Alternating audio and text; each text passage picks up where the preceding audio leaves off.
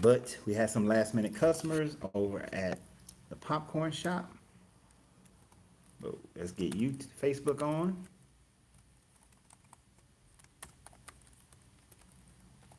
Tonight, we are doing Genesis chapters 5 and 6. Um, if you haven't seen the first two, go back and check those out. I think you'll enjoy those. We will make some references, but we will try to stick to the main subject here.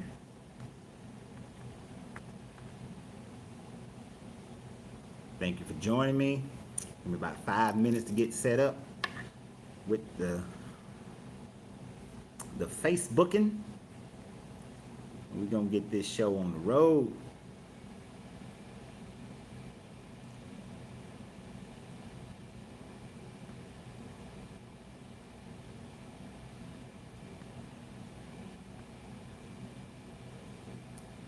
Let me know what you guys are.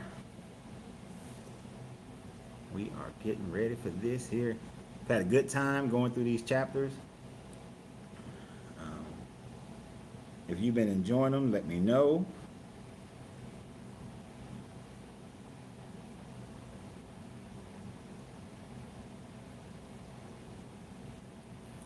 But we are having a good time.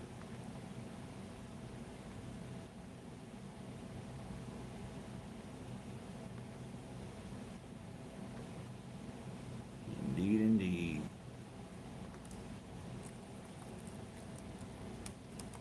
We are just go ahead and share the video, share and like. Let's get it. That's right. Eyes wide open. C-Mac, how you doing?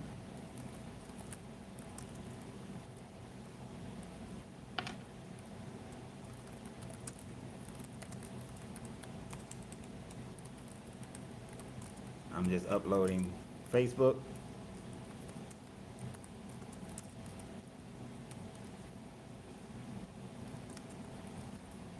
And then we're going to get started with these shenanigans.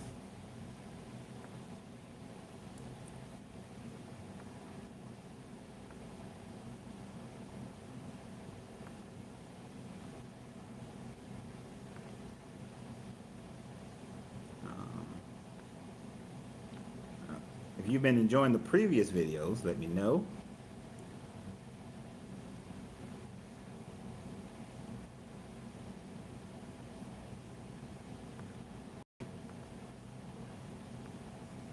I look forward to it. Where you at? Where you located? I hope this YouTube act right. I mean Facebook.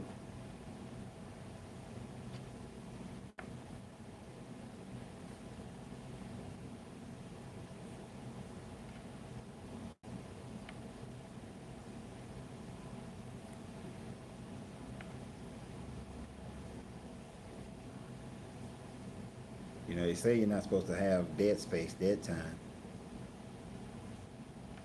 We're gonna see how that works.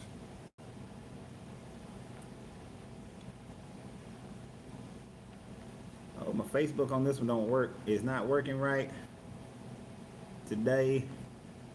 Might have to run down and grab my other tablet, because it don't want to go live, y'all.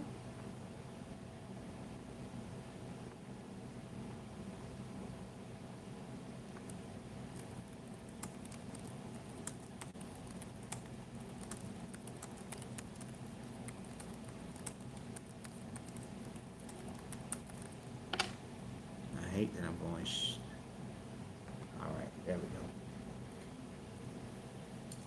go.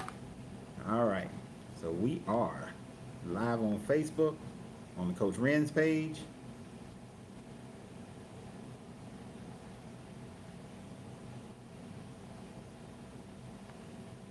As well as on the what's this thing called?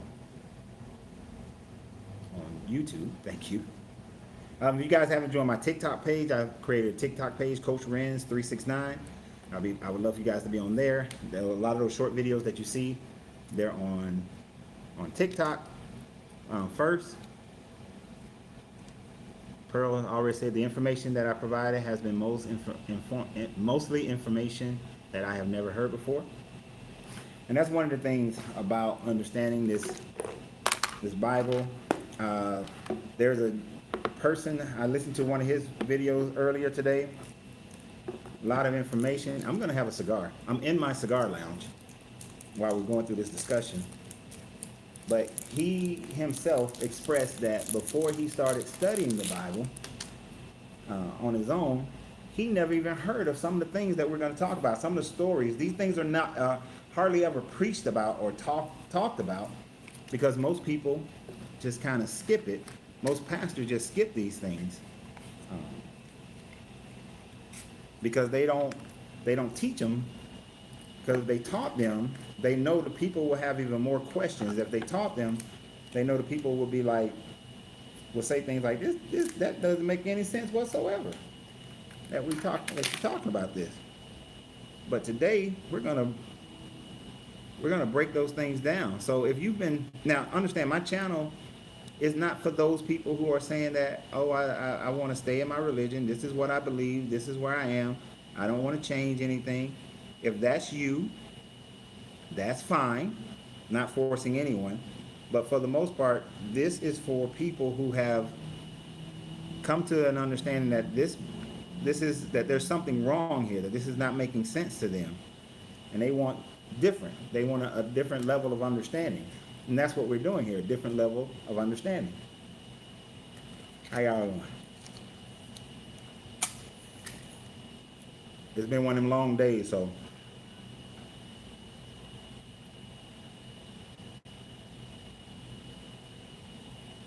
we got to get this going.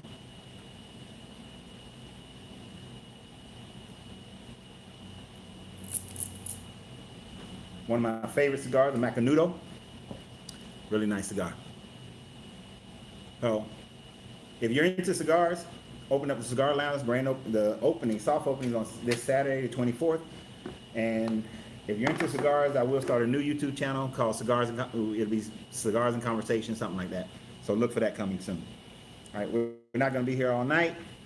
The first part is kind of boring, but it's okay, because it's a whole bunch of things that people don't read about. They skip through all the conversation about who is who and life and all that. On Facebook, how y'all doing? Ramses, Craig, Crystal, how's everybody doing? But let's kick this show on the road. Let's get it going. So tonight we're doing chapters 5 and 6.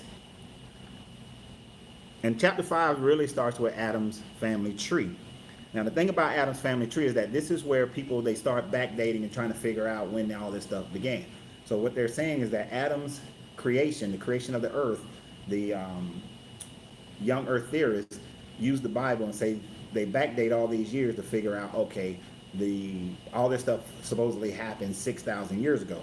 But we know that civilizations have existed longer than 6,000 years ago. The Egyptians, the Sumerians, the Chinese, the Greeks, all these people have civilization that's older than 6,000 years. So right off the whip, we know this stuff is not there. Right, as Pearl said, my content is for people seeking a new level of consciousness. That's what we're looking for, and that's what and understanding what we have been taught in our youth will help us to understand, help us to come to a higher level of consciousness. That's what this is all about.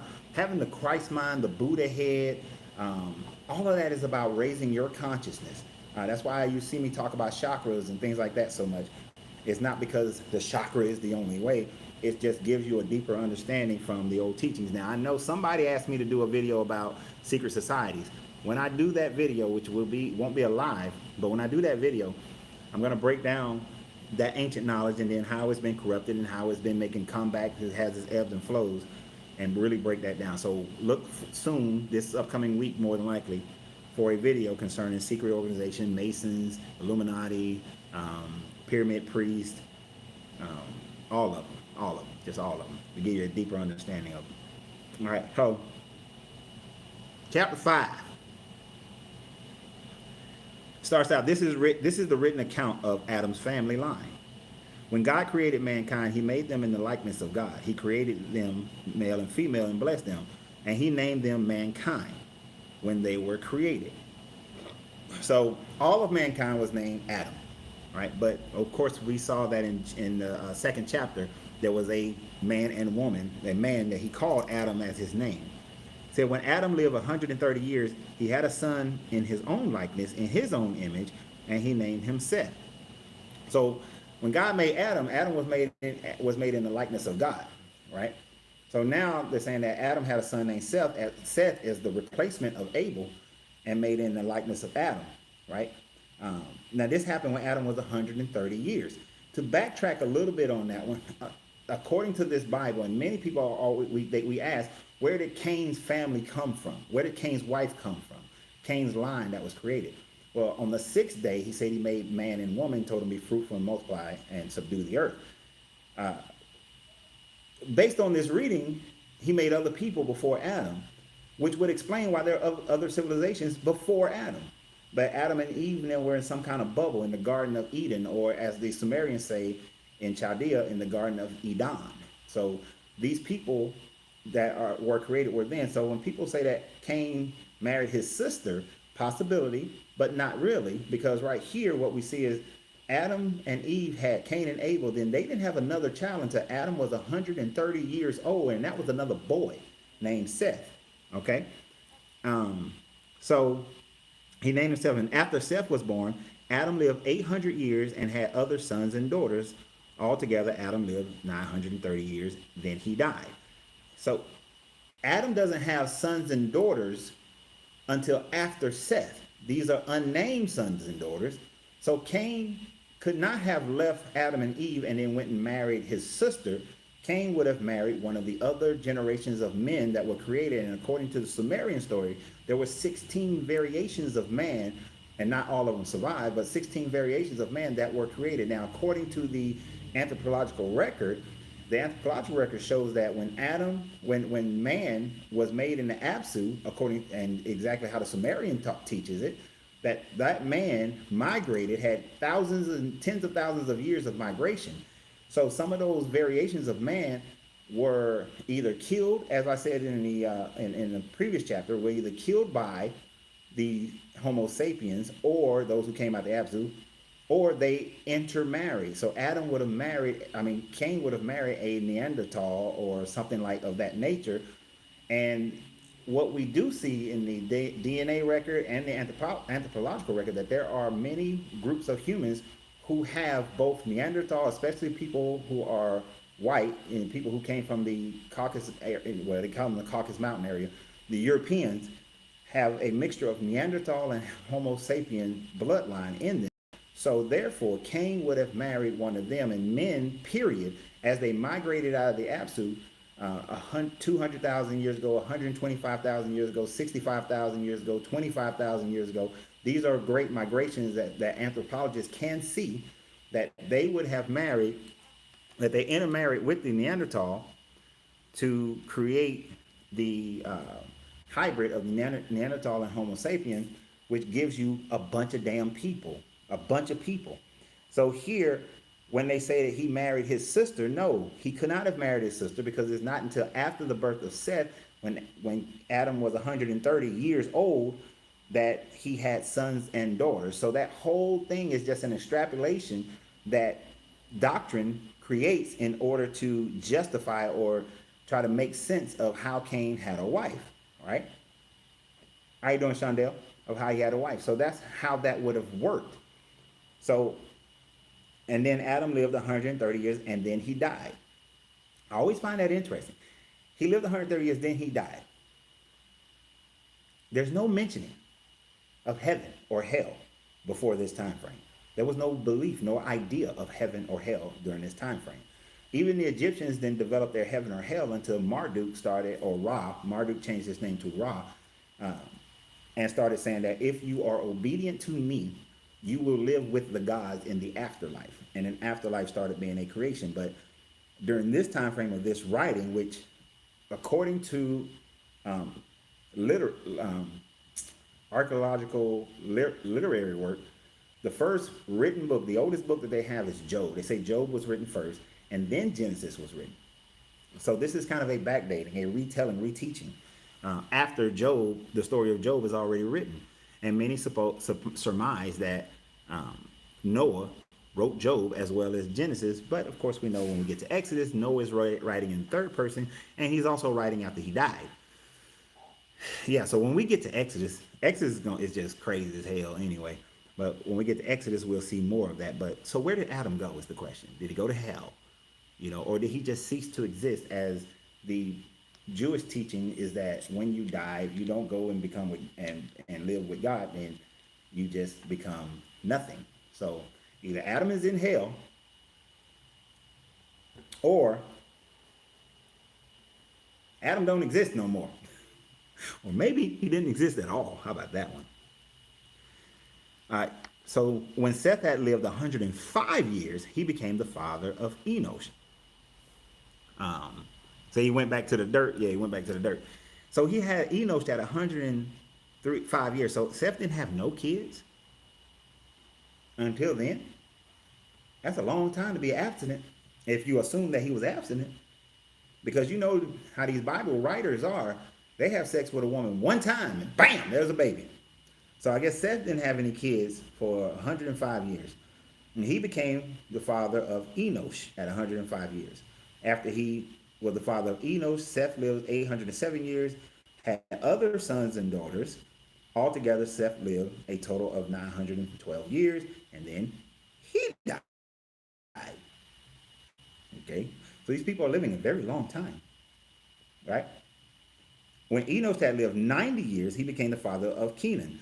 Now, it's interesting. These years start getting slower as they are having children. They're having children at a younger age. I'm sure Adam was like, these young kids today just having babies all early in life. And back in my time, we waited. I'm about 130 before I had my third child. So he had been like, these kids are tripping. They just all into the sex, right? And when Enosh had lived 90 years, he had Canaan, after he had 118 years, sons and daughters, altogether 905 years. When Kenan had lived 70 years, so now he's 20 years earlier than Enosh, Kenan, he became the father of Mahalalel. And after he became the father of Mahalalel, Kenan lived 840 years, and he had sons and daughters. Altogether, Kenan lived 910 years, then he died. Where are they going when they die? Are they in heaven? It says nothing of their character, nothing that they obey God. Like, what was going on? Why were they? But we're going to find out later that these people were doing something that God didn't like. God, I don't like what they're doing. They lived a long time to do this. And you got to think, if you look at this, when Enosh had Kenan, and when Kenan had Mahalalel, Adam was still alive. Okay? So Adam is still alive during this time frame. All right? When Mahalalel lived 65 years, these kids having babies early. Woo, they are having babies early. All right? He became the father of Jared. Did y'all know there was a Jared in the Bible? He doesn't just, at Subway being a pedophile. There's a Jared in the Bible. All right? And after he became after he became the father of Jared, Mahalalel lived 830 years, and he had sons and daughters, and all together, Mahalalel lived a total of 895 years, and then he died. When Jared had lived 165 years, he became the father of Enoch. This is going to get very interesting here about Enoch. I know it's hilarious. Enoch became the father of Methuselah. After he became the father of Methuselah, Enoch walked faithfully with God for 300 years and had sons and daughters. Altogether, Enoch lived 365 years.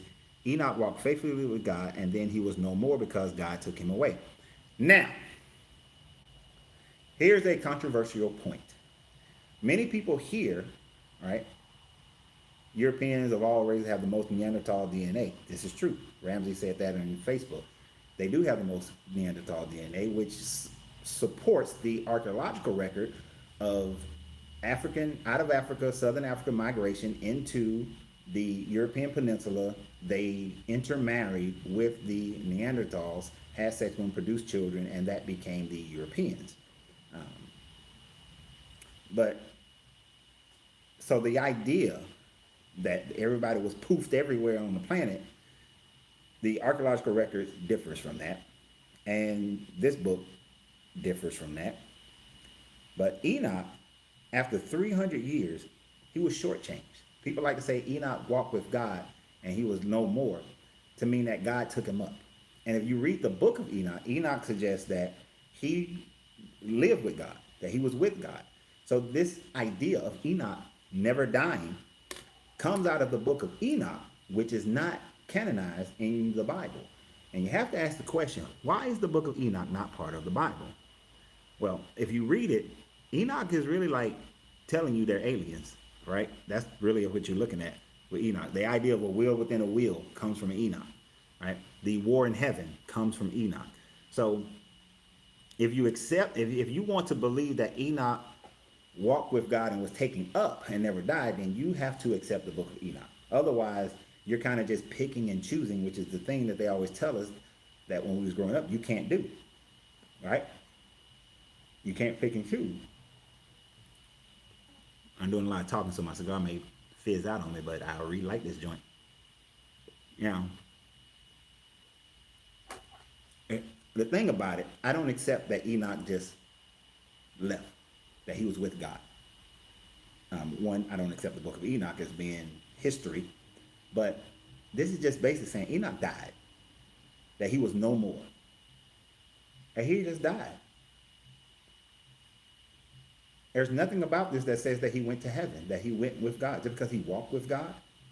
You can walk with God if you believe in the Judeo-Christian God, then you are walking with God right now. If you follow true spirituality, because everything on the planet, everything is a manifestation of God's mental projection, meaning that everything is a part of God. And as you make your soul return back to higher consciousness, you become one again with God. So we all walk with God. This does not mean that you went to heaven. You're doing it now. If you recognize the God is inside you, you are doing it now. All right? I need my reading glasses to see this stuff. So God took him away. When Methuselah had lived 187 years, he became the father of Lamech. After he became the father of Lamech, Methuselah lived 782 years and had other sons and daughters. Altogether, Methuselah lived 969 years, and then he died. What's crazy about this is he lived 965 years, right? That's a long time. And we like to say you're old as Methuselah because that's the longest years that a person has ever lived, according to the Bible. But Jared doesn't get any props because he's not that far behind. What, 7 years? A 7-year difference?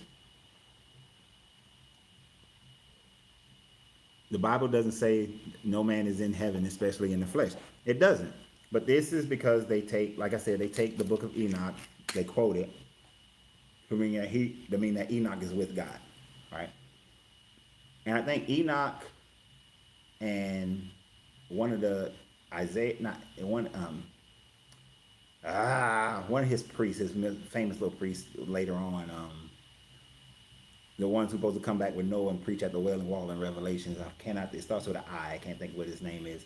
Supposedly, they are the only two that never died, right? But just because it says you went to be there. But this Lamech thing is very interesting, right? Because then Lamech lived 182 years. When Lamech had lived 182 years, he had a son.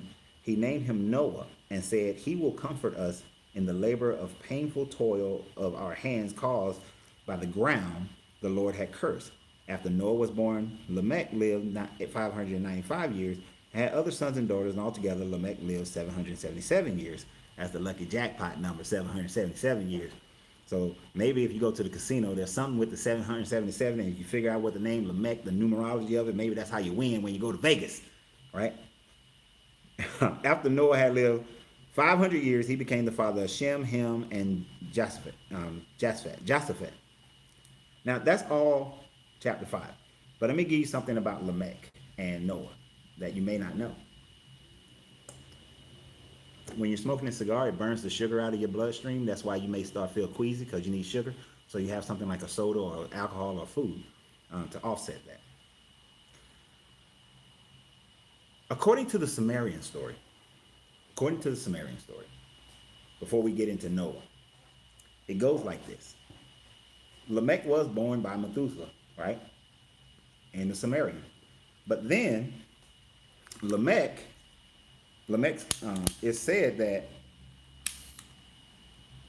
Enki came down and had sex with Lamech's wife. And you'll find this in the Sumerian story and in the book of Enoch. You'll find it more in the book of Enoch. That Enki had sex with Lamech's wife. When Noah was born, he was an albino. He had light skin, colored eyes, and like red or light hair. And this is also going to be important when we get to the Nephilim. Because if the Sumerian story is the version that they are copying from, because remember, this is written after Job. This is written thousands of years, about 1,500 years after these things supposedly happened. Noah is half Anunnaki, right? Because in the Sumerian story, his name is Zuasutra. And Zuasutra was allowed to build this boat and survive because he was part Anunnaki. And Enlil's edict was that if you are full-blown royal Anunnaki, full-blown Anunnaki, or half Anunnaki, you will be able to survive the deluge, the flood, right? I'm going to get into that a little bit today, but real heavy next week because the flood is just enough. It's a lot all on its own. But according to Sumerian, Noah was an albino. Okay, he's an albino. Simple as that. And he's half Anunnaki. Now, in that story, when Lamech is like, damn, my child looks like one of the gods. It says in Enoch, this is one of the reasons why the book of Enoch is not part of your Bible. Lamech goes to his father, Methuselah, and says, what the hell? My son don't look like me. He's an albino. He looks like one of the gods. He looks like an angel, right? And Methuselah just says, hey, be his father anyway. Now, what does this sound like? The Holy Spirit came down to Mary. Mary, you will have a child, and that child will be a blessing to the earth, will be the Messiah. It's a copy. The Jesus story is copying this. The Jesus story is copying the Enoch version of Enki having sex, a god being having sex with a mortal, that mortal producing a half-breed child, and that child being half Anunnaki, being a savior. Because as we all know, Zuasutra / Noah becomes the savior of humanity because he's the only one that's allowed to live. I want you to think of it. So these stories, you can see here how these stories are copies of the Sumerian story, copies of well-known stories in the region in order to create and describe their religion, their thought process on it. Now, you know that these stories are backdated because he says his name is Noah, and he will comfort us in the labor of our pain, toil of our hands, caused by the ground the Lord had cursed. Because remember, the Lord cursed the ground because of Cain. The ground was cursed outside of the garden. How would they know to name a child that? You have a baby and you give a baby that name right off the bat? That's a lot of pressure on that child. Hey, child, you have to be the comforter of us. You're a baby, but you're going to be the comforter of man. And for 500 years before he had children, he was this comforter. So that's the boring aspect of these genealogies. And unfortunately, there's a lot of chapters. There's a few chapters where we're going to go through these genealogies. But within some of these genealogies, we can find how they have taken old stories, or they say that this is a person's child, but then that person later on, it'll say that was a child, somebody else's child. And we're going to see those things. So we'll see the inaccuracies of what's wrong with this book that no one ever preaches about, or they don't teach you. All right. How you doing, Alexander? So let's move on to the good part, chapter 6. See, chapter 5 was very easy and quick. It's just some genealogies. We're going to get into this good part. And this part and next week's part is going to be real good. Because even though I've done this long video about how the flood could have never happened, we're going to get into the first parts of how this flood could have never happened, right? So chapter 6, when human beings began to increase in number on the earth, and the daughters were born to them, and this is going to get good. The sons of God saw that the daughters of human were beautiful, and they married them, any that they chose. Stop right there. The big question that is still debated amongst Christians is, who are the sons of God and who are the daughters of men? How you doing, Larenzo? The competing theories are these two. The sons of God are the children of Seth, because earlier in the previous chapter, in chapter 4, it talked about how when Seth was born, men began to call upon the name of the Lord, meaning they became priests. They were the priest sect, all right? At least that makes Seth a little bit better, because, I mean, he was first told that he was a replacement for Abel, which is jacked up to be told that you're a replacement child of a previous dead child, so you're going to grow up with all kind of issues. But they say that the sons of God were the line of Seth, and the daughters of men were the line of Cain, because Cain, you know, was a murderer, and then he was banished from the presence of God. So therefore, the line of Cain is who the line of Seth married. But that doesn't work. It's, you're late, but it's okay. I be me. But it doesn't matter, because that line doesn't work well because of what follows. What follows, right? What follows later in verse 4 is about the Nephilim. Now the Nephilim produced children that was great, that were giants. If Cain is from Adam's line, so he's from man. Seth is from Adam's line. He's from man as well. Two lines of man are not creating giants. Okay? Two lines of men not creating giants. All right? The numbers don't add up. It couldn't have been flooded on earth. No, it doesn't. But let's not get too deep into the flood, because that's next week. Next week is going to be the flood. All right? But they won't make giants. Sorry. It's just not going to happen. So the other theory, which if you look at the original language, the sons of God, the word used there, and I cannot pronounce it, but it means, it's the same word used in Job to describe the angels that came to Job. It's the same word used in the story of Lot that describes the angels that came to Lot. This is where some movies and people talk about the Watchers, that these were angelic beings. And now people will say, well, angels are unisex. They don't have a sex. That's not true. Why all the angels got men names? There's Gabriel, there's Azazel, there's Michael. All these angels have men names. They don't have female names. All these angels, when they came in Lot, they were dudes. And that's why Lot was like, if you roll over in the middle of the night, you might get some booty action. You know, some butt action may happen, so come stay in my house. These were men. They came into Lot's house and they ate. They grabbed Lot by the arm. They did human-like things. So these angels had human-like bodies. Therefore, these angels acted and produced like humans. If they need to eat, if angels need to eat or rest, go to sleep, take a nap, you know, then they are acting in human form. Even when we get to Exodus and we talk about how Job wrestled with God or wrestled with an angel, take your pick. You cannot wrestle with a spirit being. You wrestle with a human being, and he dislodged his hip.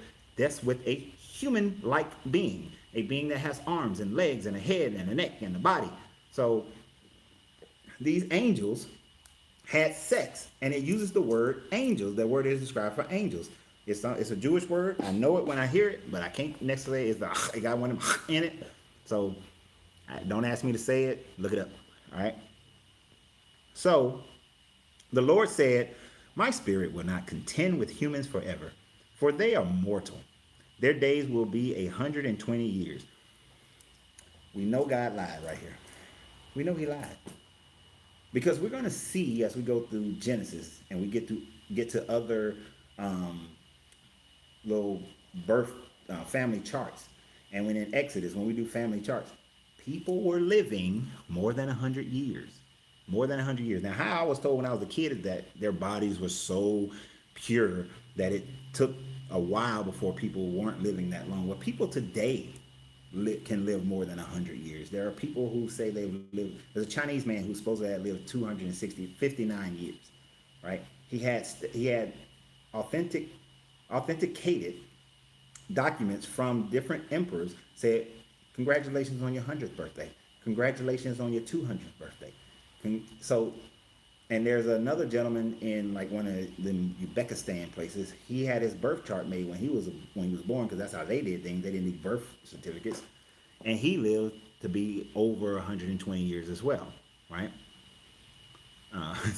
So I guess I got 75 years left to party, right? But you can live longer than that.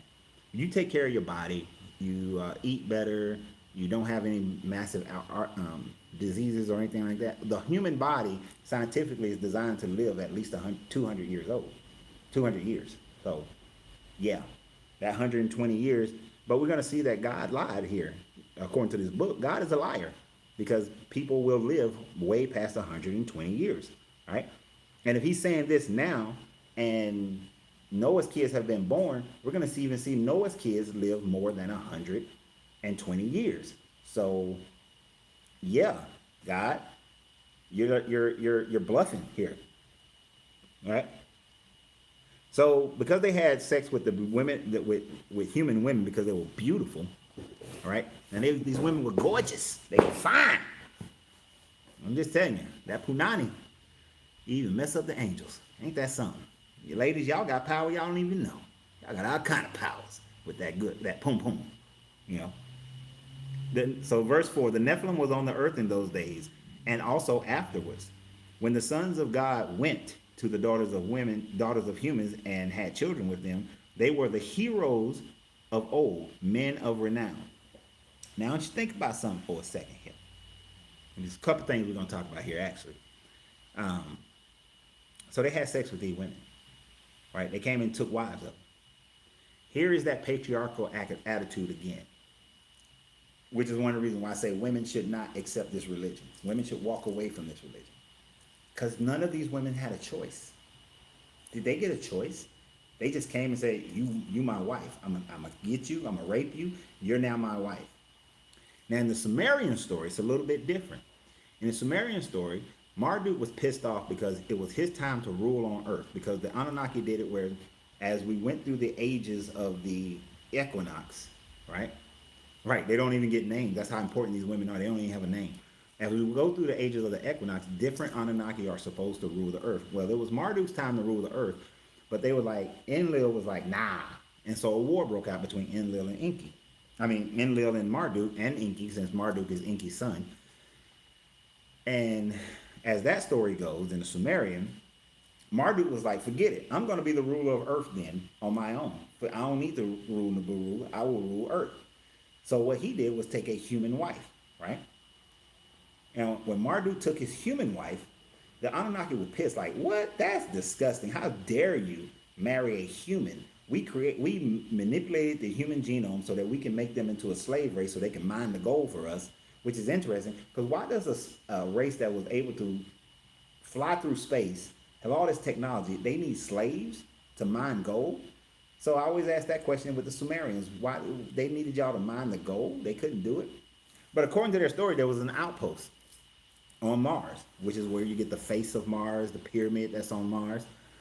And they say that the 200 Anunnaki who was working there, they made a deal with who becomes later Samael, all right?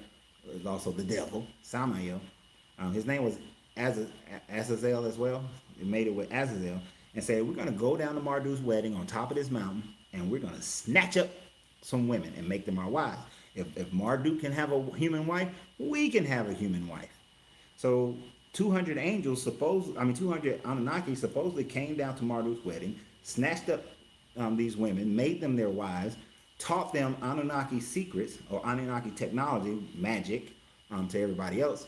And because of that, they produced these giants. They produced these half Anunnaki who was huge. That's why you got these giant steps in places. You got the place in Petra where it's these giant doors, and only places that a giant would have lived in. So you have all these things of that nature where, to show archaeological record of, must have been some big ass people walking around. So, but that's what the Anunnaki story of how you get these Nephilim. But it's interesting, they say that these were the heroes of old, men of great renown. These are your Hercules. These are your Mammon out of Africa. These are your Shangos. These are these great warriors from old mythologies that is trying to describe what happened. But these were great men of renown. So they weren't evil. They're not evil yet, at least yet. They're not evil, they're good. They were heroes. You don't call a demonic, people like to say these were the fallen angels who took on with people. No, they weren't bad. They weren't pissed because the Anunnaki said, okay, fine. If Marduk can have his human wife, y'all can have all y'all human wives. And these were the great men. Now, according to the Sumerian story, after a while, the Anunnaki, the giants, they ate up all the food, they were eating all the cattle, and then they started eating people. And their wars were destroying the human civilizations. So then they saw them as evil because they destroyed. It's kind of like a political party. When the political party is doing what you want them to do, they're great. They're heroes. But as soon as that political party starts damaging you, now all of a sudden they're evil, i.e. Republicans, to black people. But to a lot of white people, they're heroes. Democrats to some black people are evil, but to some Democrats are heroes. So as long as they're on your side, or you believe them to be on your side, they're heroes. So these people were heroes, great men of renown. You don't put that on somebody who's evil. But then it's twitches. The Lord saw how great the wickedness of the human race had become on the earth, and that every inclination of the thought of the human heart was only evil all the time. What's the wickedness? It doesn't tell us what it is. Remember in chapter 2 when Adam and Eve get kicked out of the compound, kicked out of Eden, there was only a cherubim placed at the east side of the gate. Were they sneaking around the backside and eating from the tree of life and eating from the tree of good and evil? Were they sneaking around, still coming in the garden? Because it said they saw that they were evil. And the Sumerian story, Enlil was like, man, it's making too much noise. They're too damn loud. They're getting on my nerves. I don't like them. So we're gonna flood the earth. That's what Enlil said, right? So, I mean, you can take these are a bunch of stories, but I'm telling you the Anunnaki version so that you can see how they were utilized and rewritten to fit the Hebrew people, the Israelite people. So he doesn't say what this evil is, but every thought during this time, man was evil. The Lord regretted that he had made human beings on the earth, and his heart was deeply troubled. Omniscient, omnipresent, all-knowing God. You didn't know that man was going to start doing this? You had no idea? You're supposed to know the past, present, and future. So if you knew that in the beginning, why now you regretting it? And God has regrets? He has regrets he didn't know? You know what it sounds like? It sounds like Enlil. Sounds like a being that does not know the future and then said, damn it, I regret having it. It's kind of like when I opened my popcorn shop at a Walmart plaza, I regret opening at that Walmart plaza. I didn't know how business was going to go there, but I regretted it later. That's what this God sounds like. He regretted it. How does God regret what he did? I thought all his creation was good, but now he's regretting it. And I know people are going to say, well, they had free will. So free will, and he didn't, and so with their free will, they became evil. He didn't know that, but he regrets here, right? So the Lord said, I will wipe from the face of the earth the human race I've created, and with them the animals, the birds, the creatures that move along the ground, for I regret that I made them.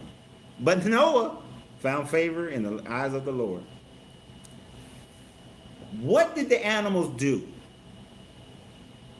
What did the creepy crawly things do? They don't have the consciousness of good and evil. They are instinctive animals that just survive, the natural flow of life, right? But for some reason, this guy got to destroy everything. All the animals. The animals didn't have shit, nothing to do with it. They had shit to do with this. So why you got to kill them? If you're the all-powerful God, why can't you just poof the people and kill them and leave the animals and start over? Now in the Sumerian, Enlil was like, I'm tired of these humans. They too loud. I'm gonna kill all of them, right? And I'm mad that these angels, that some of the Anunnaki are marrying these women and teaching them our ways. So if you are truly God, you didn't have to kill everybody and everything. What about the little babies, right? You said there's no pencil or eraser in heaven? Evidently not. But what about the babies? You mean that the babies had evil in their heart, in every thought? That every woman had evil in her heart? You got a mother who's just taking care of her family. She got evil in her heart, right, with every thought? That doesn't sound fair. It doesn't sound like a good God. That's and here, this is God getting his first taste of genocide. And as we go through Genesis and as we go through Exodus, we're going to see God love him some genocide. Genocide and a barbecue. That's what God loves. If you want to be right with this God, you need the genocide and barbecue and have some slaves. So get you some genocide going, some barbecuing, and some slaves, and you walking with God, according to this book, right? So this is the account of Noah and his family. Noah was a righteous man, blameless among the people of his time, and he walked faithfully with God. Noah had 3 sons, Shem, Ham, and Japheth. Japheth. I keep saying his name, Japheth. And I put an S in that, it's Japheth. Noah was righteous. We're going to find out next week, that this righteous man, Noah, one of the first things he did was plant a vineyard. And if you read the Sumerian story, you'll learn that grapes actually come from the Anunnaki, come from Nibiru. Because I think it's Ninharsag, I might be wrong, but Ninharsag planted the first vineyard on earth in order to make wine. That was another reason why the 200 Anunnaki came down to earth, because they was like, we want some of that wine, and we want some of them women. Right? But Noah, this righteous man, righteous, and one of his first acts after the world is destroyed, maybe he was depressed, he plants a vineyard, grows the grapes, ferments the grapes, makes some wine, drink the wine, get drunk, pass out butt-ass naked in his own tent. Now, there's nothing wrong with that. He did it in his own tent, right? He was drinking by himself. Now, the thing about it later is that when Noah finds out what his son Ham did, he didn't curse Ham. He didn't curse the person who did it. He curses his grandson. What kind of a righteousness is that? I guess when you're looking at all the stuff, you're saying that, well, the lesser of the 2 evils is all the ones who got unrighteousness in their heart compared to the one who just got drunk and cursed a grandson for the acts of his father. It made no sense. But he righteous. But this guy liked some genocide though, and they were too loud. Right?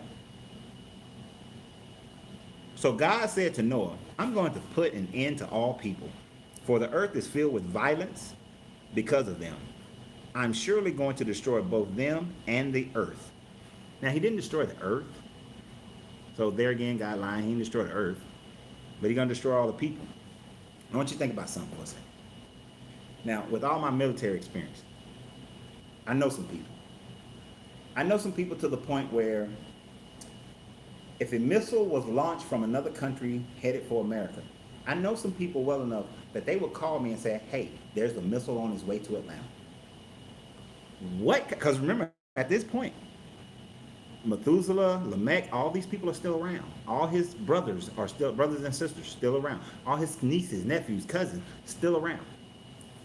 Noah didn't tell nobody. How would I look if I didn't tell if I knew a missile was coming to Atlanta to destroy Atlanta? How would I look if I said, well, missile coming, call up the people that I've talked to and be like, plan B. Actually, be plan B4. Plan B4, which means grab shit in 5 minutes and get the hell out of Atlanta, right? Head in a certain direction that's away from where the cloud would go, the radiation cloud would go, which means basically head west. How would I look if I didn't tell my brother? I didn't tell my nieces, my nephews, my cousins. I didn't tell none of them people. I didn't tell my mom, nobody. I just up and left and let everybody die. How righteous is Noah that he's just gonna let everybody die? Why? Because God said so? Well, God said so. So even though I love my brother, you gotta die. I love my nieces, my nephews, but y'all gotta die. My great nieces, great nephews, y'all gotta die. All y'all dead. I ain't telling none of y'all. Noah's an asshole, okay, for not telling other people, and his family at least, that they gonna die. All right. So then I continue. So make yourself an ark of cypress wood, make rooms in it, and coat it with pitch inside and out. This is how you are to build it. The ark is to be 300 cubits long, 50 cubits wide, 30 cubits high. Make a roof for it. Noah's so stupid he don't know to make a roof for it. Leaving below the roof an opening 1 cubit high all around. Put a door on the side of the ark to make lower, middle, and upper decks. Noah didn't know to make a door, right? He didn't make a door. He said Noah didn't want to be a snitch. He needed to be a snitch. Why God got to tell him to make a door? Boats were around. People had boats. But he got to tell him to make a door? He got to tell him every little detail? Noah didn't know to make a door. He didn't know to make windows, right? I'm going to bring floodwaters on the earth to destroy all life under the heavens, every creature that has the breath of life in it. Everything on earth will perish. But I will establish my covenant with you, and you will enter the ark, you, your sons, your wife, and your son wives with you. Now, interesting thing here is why God got to tell him those details. These are the only people you can bring. Your wife. Could you imagine if I was married and I know that Atlanta's about to be destroyed, and I don't tell my wife? I don't have one right now, but if I don't tell her, like, I ain't gonna tell you, woman, I'm just gonna roll out on you. But damn, God told me I gotta tell you, so I guess I gotta take you with me. Now notice Noah's wife is never mentioned. We don't know who this woman is, right? We don't know who the wives of his sons are. And he's gonna destroy everything. He's gonna make a covenant with them. You are to bring into the ark 2 of all living creatures, male and female, and keep them alive with you. Now this is where the story starts to fall apart. They rebuilt this ark in Kentucky. The ark is smaller than the Titanic. It's smaller than an aircraft carrier. It's smaller than major cruise ships. It's not a big boat. It's a small boat. You can't put 2 of every animal on that boat. And he's supposed to keep them alive too, which means he got to have enough food for all the animals. But you only got 2 of every animal initially. Later on, we're going to find there's 7 more couples of every animal, and clean animals and unclean animals and all this stuff. But there's not enough room. How do you keep them all alive? You know how much food an elephant needs every day? And we're going to find out they're on this ark for damn near a year. Next week, we'll talk about how they're on there for damn near a year, but he had enough hay and straw, trees, leaves. He had enough meat for the lions. You know, he had enough of all the things that the insects eat. He got enough of all of this on a boat to last them for a year, and him and his family got to eat too. And where's the water? These animals need water. You know how much water a camel drinks, right? You got to have enough water for all these animals. And sure, yeah, it rained, but he didn't tell them to build a water reservoir to keep the water. You can't drink the water that's out there because we got fresh water mixing with seawater, which is going to kill all the animals, kill every animal in the sea. So did he have an aquarium? So he had to have an aquarium on this boat as well for the sea animals, for the sea lions and the walruses, and he had sharks. He had the sharks on here. What about the whales, right? Where are the whales, right? He said he multiplied it like Jesus. Chandel said, if they only got 1 of each, what happens after the first hamburger party? Exactly. What they eating for a year? The human body can't live that long without food. What, about 31, 40 days can they live with no substance at all, no water, 7 days with no water? But there's no mentioning of that. How are you keeping all this stuff alive? You cannot. You cannot. And so he had 2 of every kind of bird and every kind of animal and of every kind of creature that moves along the ground will come to you to be kept alive. You are to take every kind of food that is to be eaten and store it away as food for you and for them. Noah did everything just as God had commanded him. This boat is not big enough to keep that much food for a year. for all these animals. It is an impossibility. Only the simple-mindedness of people who are just going to read this and accept it will just say it. You say, I thought you got married. I did get married last year, February. That lasted 360 days, about as long as this flood lasted. Um, oh, wow. It lasted about as long as the flood. But that's a whole nother story. Not going to get into it. Um, but I've been divorced since February. Separated in November. But anywho, there's not enough room for all of this. There's not enough room for all the animals. There's not enough room.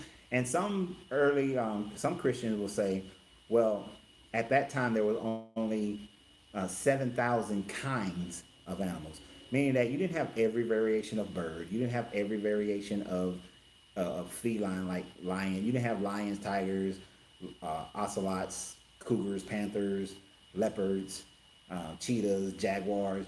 You didn't have all of them. You just had two of their kind, right? But the problem is there's no archaeological evidence that shows that the lion became leopards, or the leopards became lions, that the lynx became a lion or the lion became a lynx after it migrated back to a home place, because these two would have just went to wherever they naturally came from, and then how did the lynx get to America?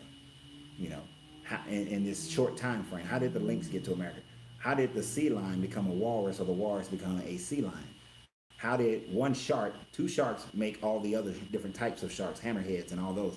You don't have that. There's no record that shows that these animals went through an adaptation period or a evolutionary period where they became these other animals.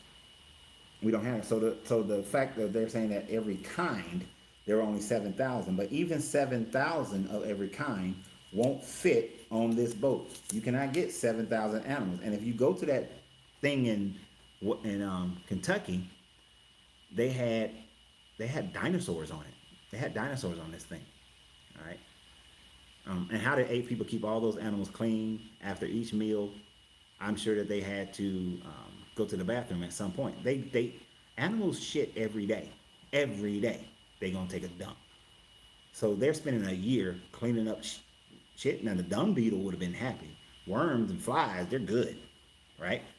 But all the other animals, it had to stink on this boat, right? But we know that there are flood myths all over the planet, but none of them coincide at the same time, nor does any of them talk about this, right? And all the herbivores, right? What are they eating? You got to have enough plants for that. An elephant eats like tons of trees and plants daily. Where you get it from?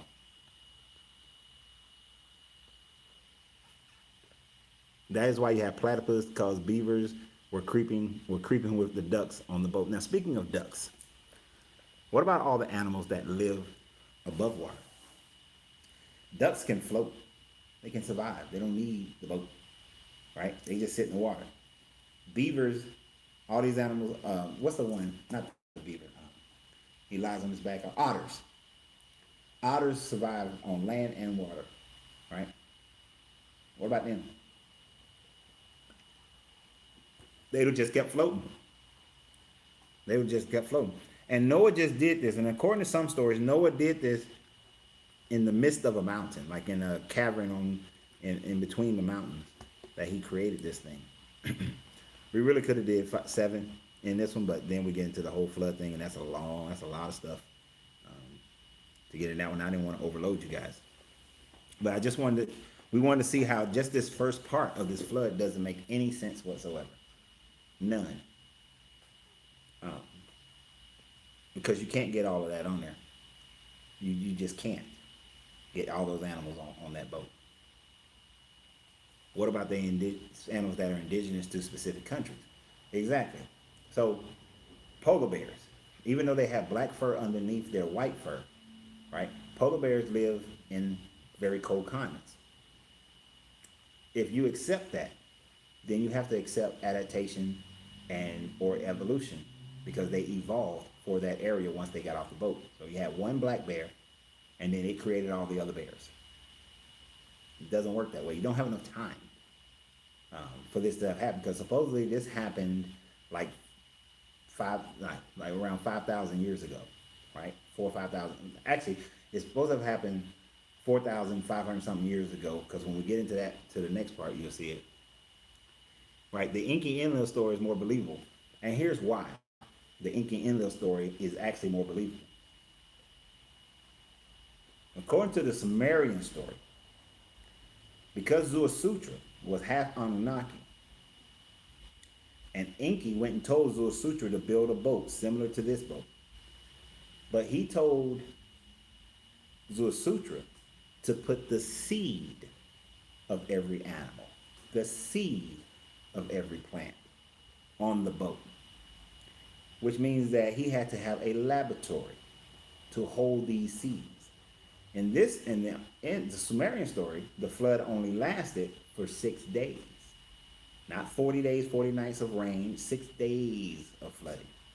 And they weren't on the boat for a year. It was a much shorter time, it was like 70 days. So in order to, as we know in technology today, in order to maintain the embryo, the seed of every animal, you have to have cold storage. You have to have some methodology of keeping these embryonic species alive. But even after that, you have to be able to maturate these things in you have to have some kind of maturation chamber where you can allow them to grow into a cub or a baby, or, you have to have penguin eggs, because otherwise in this story, the penguins had to leave Antarctica, South Africa, all these cold climate places, and come up into this hot ass place in Mesopotamia, which they would have died because of the heat. They would have only survived after the waves take them up real high and the air gets thinner and it's cold as hell up there. But how they get there, based on the timeline, did Noah and his son build Egypt? No. Well, according to the Bible thing, then yeah, the sons of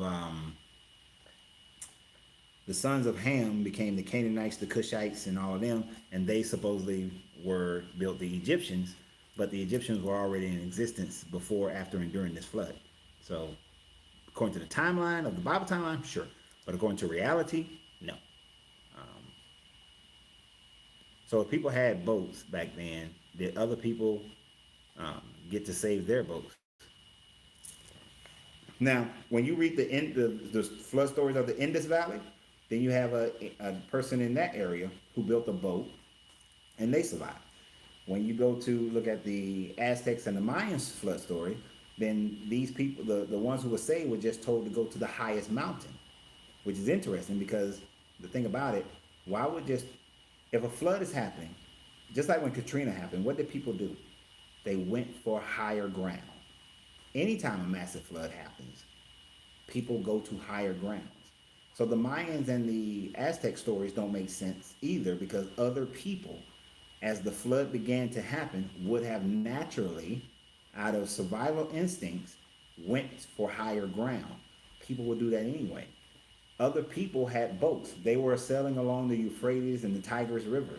They would have been on their boats. Noah wasn't the only person who knew how to build a boat.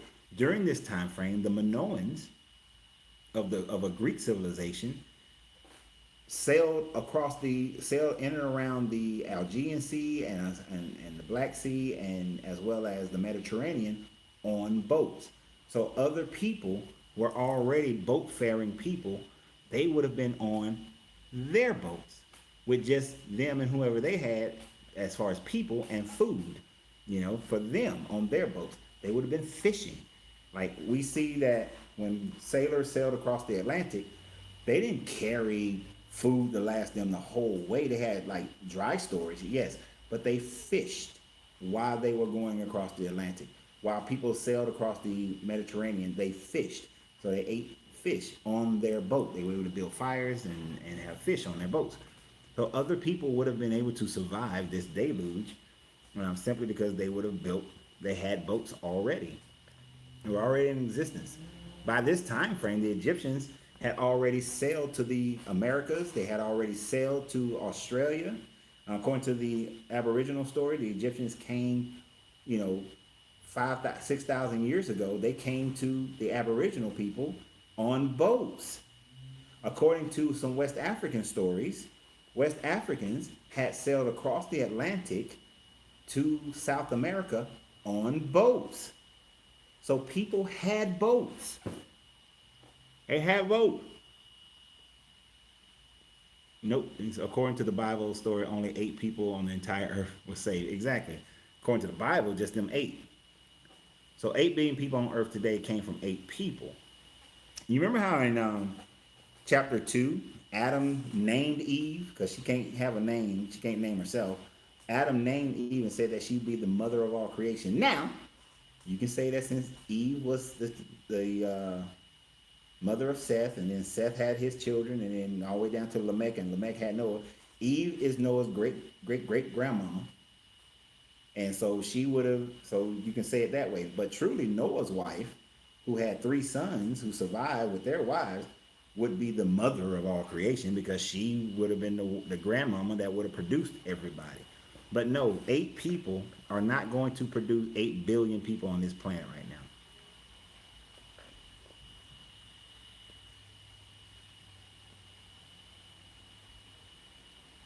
C-Mac said Noah's boat had anointing oil on it.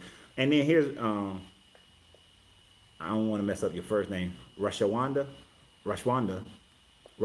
said, was the entire world flooded or a certain point? Now, linguistically, the word that meant, and I talked about this in my video I did a couple years ago about how the flood was an impossibility, the flood never happened. The word that's used there, and I can't think of it right now, just means land, right? It doesn't mean entire world, it means land. So it was more than likely, if this story is to be believed, and there probably was some type of flood that happened, it was the land to which they knew. The land to which they knew. And what we'll get into next week is the fact that if this boat, the water supposedly went to the highest mountain, covered the highest mountain by 22 feet, right? So 22 feet above the highest mountain. The way currents work, there's absolutely no way, unless Noah circumvented the whole earth and came right back to the same point that they began by the time the mountains, by the time Mount Arafat was available to dock on, he would not have ended up in the same spot because of currents. If a whole world flooded, he would have ended up in like China or the Americas or South America, somewhere like that. There's no possible way he would have ended up in the same spot that he began. It's not going to happen. It's not. And another thing we'll get into next week is the fact that if the highest mountain peak was covered, that would be Mount Everest. And even 5,000 years or 4,500 years ago, Mount Everest was still so damn high, 4,000 years ago, still so high that because it only grows like a couple of centimeters a year because of tectonic plates pushing upward, pushing together and creating a mountain. It's too damn cold. There's not enough air to live up there. Well, we're going to talk about that in more detail next week. I'm practically going to be rehashing a lot of the stuff that I said in the video about how the flood is an impossibility. But yeah, Noah must have had some anointing oil or something, right? But people just believe this and they accept this story as truth. And there's no way that that's true. And even if it was, how maniacal is this God that he can't just, man's heart, now we'll see it in Exodus when we get there months from now, how God has the ability to harden Pharaoh's heart. So he took away his free will. If he has the ability to harden people's heart continuously in the face of all the devastation that they were going through, he doesn't have the ability to change the heart of men from whatever this wickedness that they're doing, this violence. And I want you to think about the violence. It's God's fault. The violence that he speaks of in this chapter is God's fault. Now you can say that the violence is Cain's fault because he committed murder. But what's the punishment of Cain? That the earth will be cursed. They sort of demonstrated this in that movie Noah, where there weren't many shrubs and things to eat, and they were scavenging for food, and it was very territorial. And it's kind of like one of those apocalyptic movies where you got marauding bands trying to control the what little resources were around. So when you have a situation like that, people are going to be violent. If you make the earth where it's not hospitable to people and there's limited resources, people could become violent. Um, Not to cast all Europeans in the same format, but when I have discussions with people and they say, well, why were the Africans and the South Americans and the North Americans, why were they more easily conquered by Europeans? Why were their technologies so behind European technology? If you've ever spent time in Europe, you'll realize that Europe is a harsh environment. It's cold. Like my first year in Germany, when Easter was in April and it was snowing, right? They have a very short planting and harvesting season. So they don't have a lot of natural resources. When you don't have a lot of natural resources, what you do is build shit in order to go places, to get resources. This is why the Silk Road was so important with Marco Polo and all them, because they needed resources. This is why colonization became so important to Europeans, because they needed resources. They didn't go out, if Europeans had the lushness of Africa, the lushness of South America, then their need to go out and find other land to get more resources would not have been there. Therefore, their advancements in technology would not have happened. Europeans are not smarter than Africans or Americans. They just had a need. That's why necessity is the mother of all inventions, because when there's a need, people invent shit for the need. When the Romans were seeing that they were growing and they see that there was so much waste material, they invented for them indoor plumbing and plumbing systems. They invented, you can still see the canal systems that they invented. When you look at Emperor Sargon, in the Mesopotamian area, it was desert as hell, but you had the Euphrates River. So out of need, they irrigated the land by creating levees to shoot off water throughout the Babylonian, what's now Babylon, well, what's now Iraq, but Babylon, in order to create this lush greenness to make the desert bloom. It is out of need that these people created. So Africans weren't dumb. They just didn't need to. When I was growing up here in Atlanta, when I was a kid, we didn't have money, right? My mom worked 2.5 jobs to try to support us. But one of the things that we did as kids, we knew that we can walk from one side of Marietta to the other side of Marietta with a big brown grocery bag, and we picked plums and pears and pecans and blackberries. We picked fruit from trees that were just plentiful throughout Cobb County. So there wasn't a need to buy fruit. My mom didn't have to buy fruit. My grandmother, my aunts didn't have to buy fruit. My uncles didn't have to do those things because we could just go pick it. My aunt used to have peach trees and pear trees and pecan trees in her yard. We just go pick the damn fruit. So people in Africa could just go pick the fruit. People in South America, Central America, they just pick the damn fruit. And and the grain grew and the corn just grew. So they didn't have to go they could just go forage because the land provided. But for Europeans, the land wasn't providing, so they had to go out and they had to go conquer. So this violence that was going on is created by God. Y'all never thought about that, did y'all? The violence that was there was created by God because he made the land inhospitable for the people. Right? Now, according to some archaeologists, right? This was a localized flood. There's some proof that shows that before now, if you look at the Persian Gulf and how it kind of straight lines, then it closes, and then right down there where Oman and Yemen are, that area was blocked off by land. It is thought that at some point that natural land dam broke, and the water from the Indian Ocean poured into what is now the Mesopotamian area and flooded the entire region, which is why we'll get to the next part next week when it said that the springs exploded and the water just came from under the earth. It is a breaking of the water, the Indian Ocean flooding into Mesopotamia. This is why when they show the Euphrates and the Tigris, they come down to a point right there at Kuwait, and they've seen ancient, old ancient rivers, which could be the Pison River, that's underneath the Persian Gulf right now.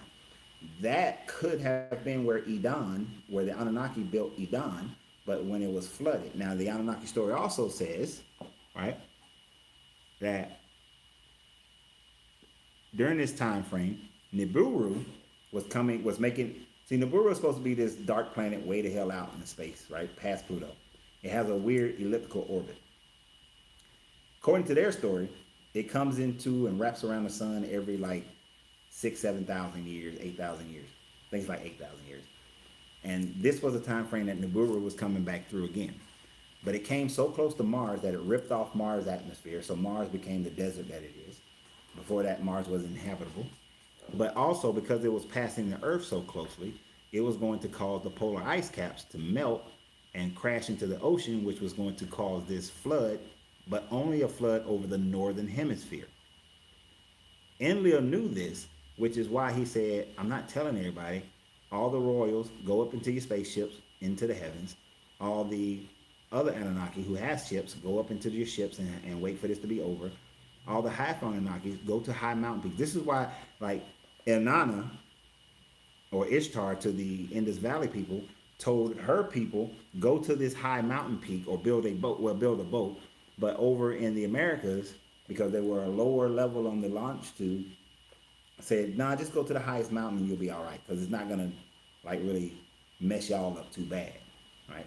So the Sumerian story is just ice caps crashing into the ocean, causing tsunamis and floods, weather patterns getting jacked up because Nibiru is passing so closely to the earth that it throws the weather patterns off and causes all this rain and hurricanes and stuff to be all over the place.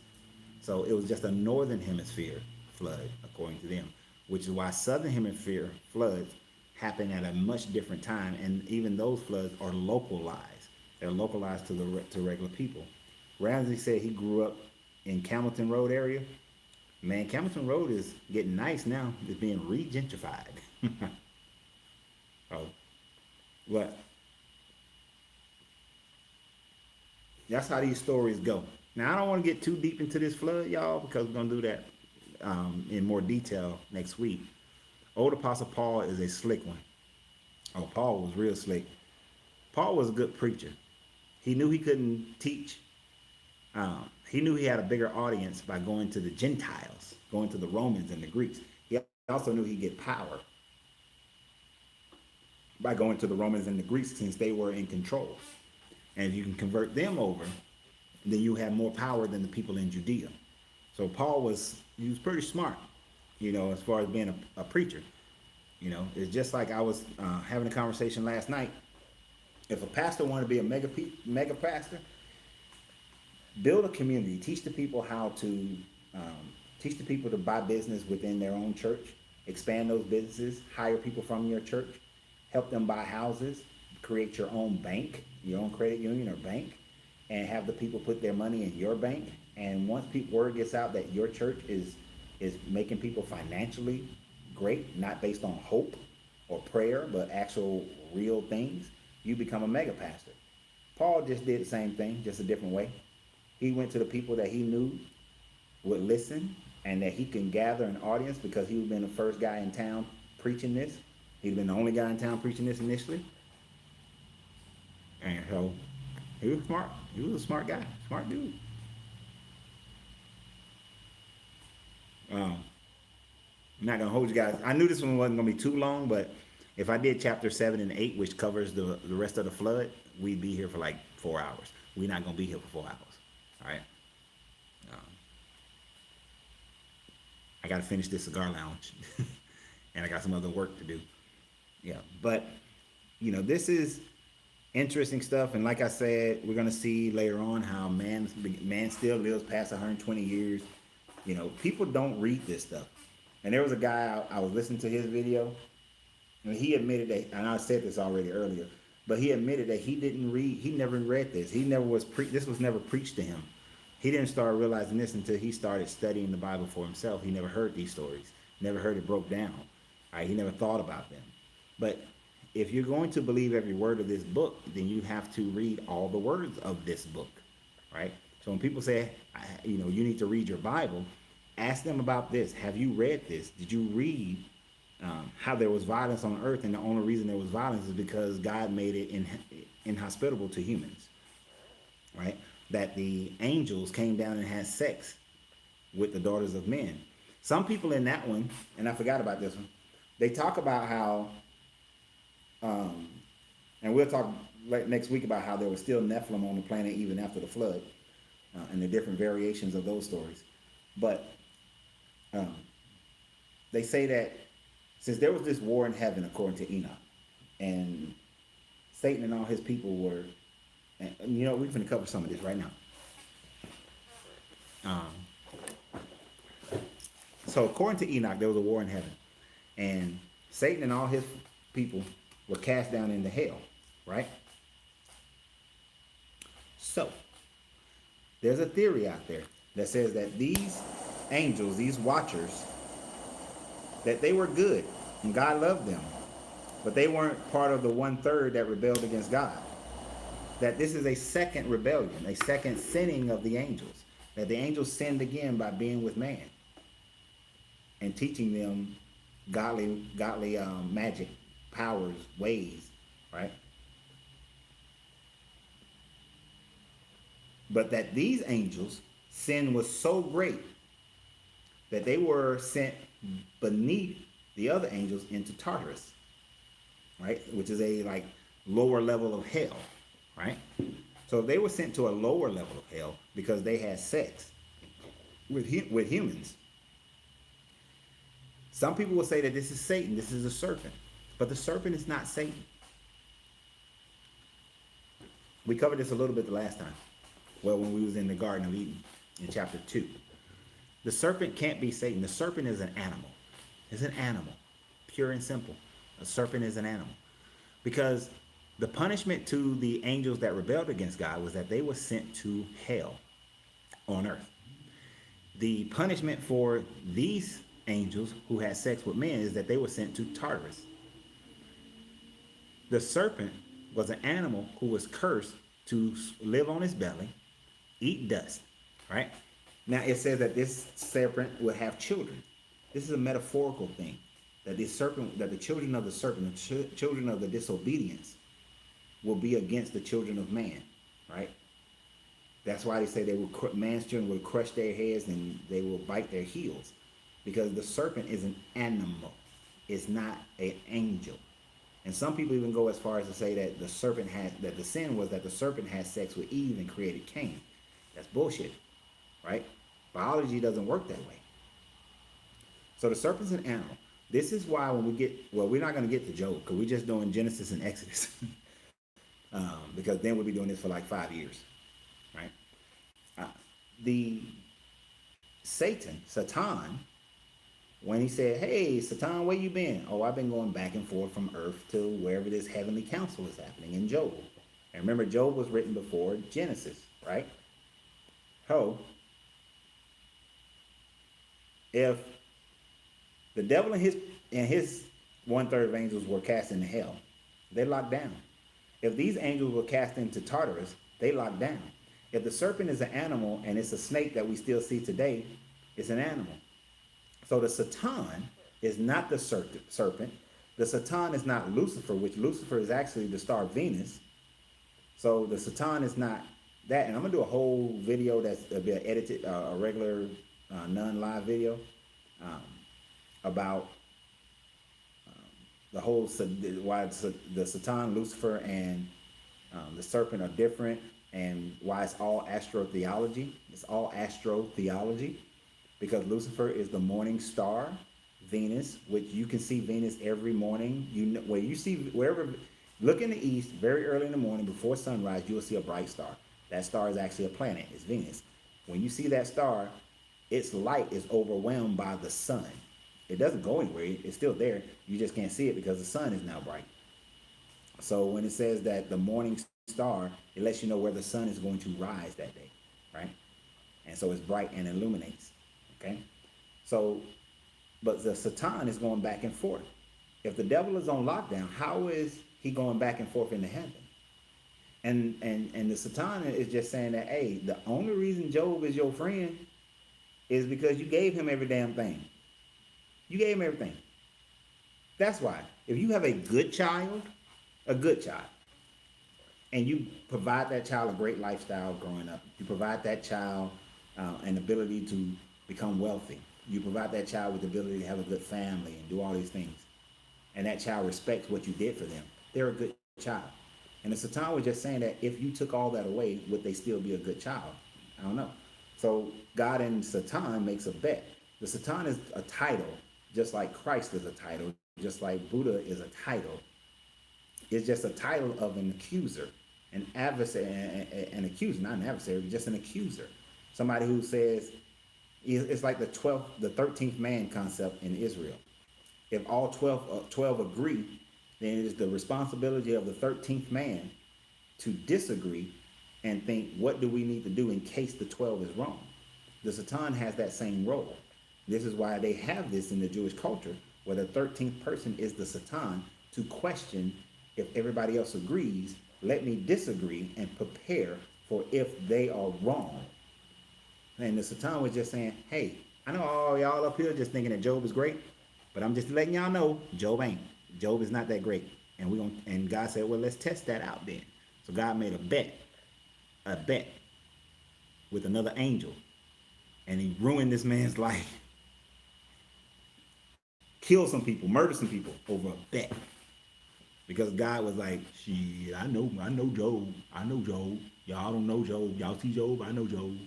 He's making a bet. This God is not good. He's not good at all. How good of a God can you be if you say, I'm gonna kill everybody on the planet, all the babies, every baby, they gotta die. Because everybody else is foraging and killing each other over resources. So they gotta die. Venus wants to shine brighter than the sun and never will. This is true. You in Parrott, Georgia? I don't even know where that's at. Venus, the thing about Venus is that it's just a planet. It shines because it is reflecting sunlight, right? So Venus just shines in our sky. If you were on Jupiter, now let's go further back out. If you were on Pluto, you wouldn't even see Venus. Without a telescope, you don't even see Venus. So it's only the morning star. It shines on Earth. It'll shine on where Mercury, Earth, Mars, maybe Jupiter, you will be able to see Venus, with the naked eye. Any other planet, you're not seeing Venus. So if we were all on Neptune, this story would not exist because Venus wouldn't be the morning star. Maybe Saturn would be the morning star. Maybe Jupiter would be the morning star. This is why it's all astrotheology. And Denise said, why would God even be talking to Lucifer? That's the thing. He's not talking to Lucifer. He's not even having a conversation with Lucifer. Lucifer is Venus, the morning star. Lucifer is said, oh, how the mighty have fallen like the morning star, like the Lucifer. Because the morning star Venus shines bright, but then is overwhelmed by the sun and doesn't shine anymore. So it's said that it falls, but it doesn't fall. It still rises in our sky. You just can't see it because the sun is shining. Just like I have an app on my phone that shows me all the stars and where they are at any given point from our vantage point. During the day, if I point that thing up in any section of the sky, it will let me know where stars are. Those stars are still there. Those stars are still giving off their light. But because the sun is so bright, we can't see those stars. So you can't see the Big Dipper during the day, but you can see it at night. You can't see, if Mercury is in the sky, you can't see Mercury during the day because the sun light is so bright. The only reason you can see the moon sometimes when the sun is out is because the moon, which is reflecting sunlight, is close enough to the earth that we can see it. But the moon is moving away about 3 to 4 centimeters a year from the earth. So at some point, billions of years from now, the moon will not be, our moon won't be a part of the earth. It will more than likely get, depending upon where its movements, it will more than likely get caught up in Mars' atmosphere and then circulate around Mars. And we won't have a moon. Now, when we don't have a moon, it will as the moon moves away, it will slowly change the currents. It will change the high tides and low tides, and we just won't have high tides and low tides. All this shit is gonna change. Florida may be underwater at that point, right? And there will be stories of how there was a land that was that people lived on, ancient civilizations lived on. There's the ancient city of Miami, the ancient city of Tampa, the ancient city of the Florida Keys, and then God destroyed them with a great flood. No, the moon moved the damn way far enough that it became flooded area and people just migrated north. That's all it'll be.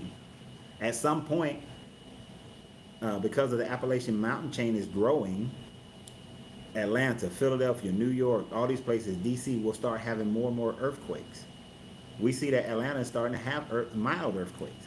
And it'll be that, oh, God destroyed these cities, and shook the ground.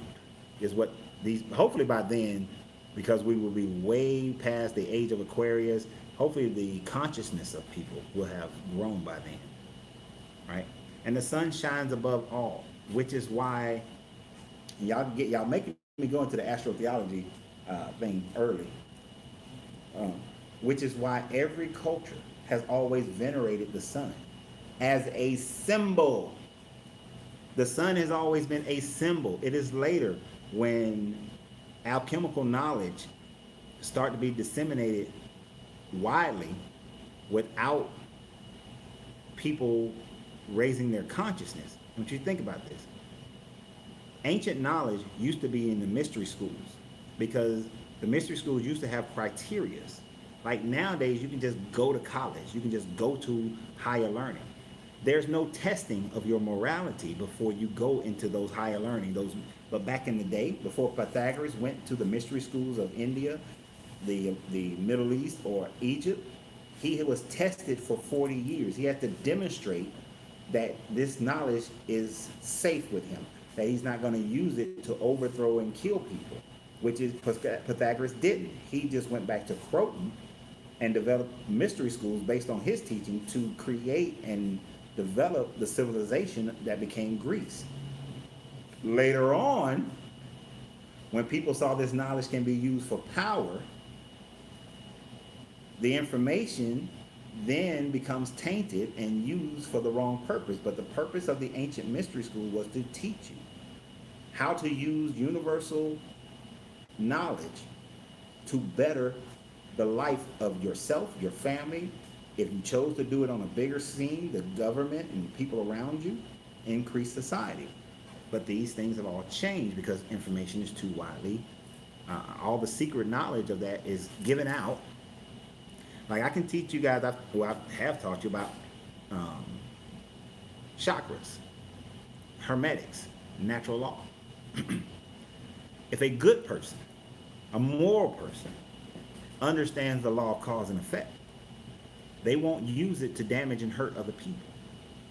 But if a bad person uses cause and effect, they know how they will manipulate it to use it to hurt people. Companies use it to destroy other companies, to take over governments and all these things, which is why we've been going through a lot of BS for the last couple thousand years. Well, more than a couple thousand years, because that knowledge is not sacred anymore. That knowledge, anybody can go pick up a book on the hermetics and then learn it and use it for their own gain. Just like people take the knowledge, the good knowledge that is in the book, in the Christian Bible, but they use it to control people, to get you out your money. Every week, get them tithes. So that the pastor rolling. Some dude gonna write a story and say the Bible has been, some dude, that's already been written. This is why people say that, oh, the end time is now. I've been waiting on this end time. Think about it like this. I don't know if you guys saw the 3-minute video I posted where a guy said that he gonna curse me. He cursed me with the 72 demons of the Ars Goetia.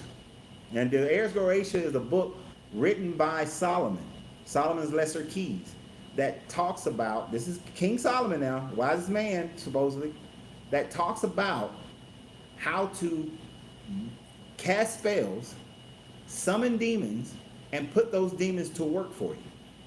Now, someone who is good would summon demons, the daemon, which the daemon aren't evil. They aren't evil. Demons aren't evil, but they are supposed to be intelligent. They are supposed to be powerful. They are supposed to be spirits that help you. But if you tell the daemon to do something against someone, and you know how to cast the spell to control them, then the daemon has no choice but to go and try to harm that person. And if that person knows how to reflect those things, the daemons go back and harm the person who cast the spell. What you sow, you shall reap. That information was secret for a long time. It was secret information. King James wrote a book of demonology, of how to call upon the 72 demons, which is, and here's the thing about the 72 demons. 72 demons. This is why the Israeli have the 72 priests, right? It's based on astrotheology. It's based on the zodiac, right? There are 72. I mean, I know we got our 12 houses, and now what you think about 12 houses, 12 disciples. You know, Heru had 12 disciples as well. Dionysus had 12 disciples. You know, they all have 12 disciples because they're talking about the 12 houses of the zodiac. Within the 12 houses, it's the number that comes up to the 72 aspects within the zodiac. That's all it is. It's astrotheology. It's looking at the stars and then placing a anthropomorphic being in charge of that aspect or that house. That's all it is, right? So we have to recognize that that's all this stuff is doing. It's telling you astrotheology. The sun is venerated because the sun brings life. The sun is not born, but reborn every December 25th. Because, okay, let me break it down for you, for those who don't know. On the sun, after the summer solstice, the sun starts losing its battle against the night. The night is considered evil, right? Because men were afraid of the night. As the sun goes through from July, I think it's July is the summer solstice. As the sun goes through July, August, September, October, November, it sets southward.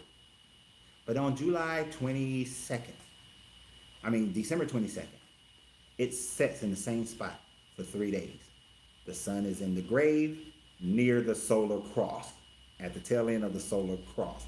So the sun dies on the cross and is in the grave for 3 days. And then on December 25th, the sun rises and sets 1 degree north.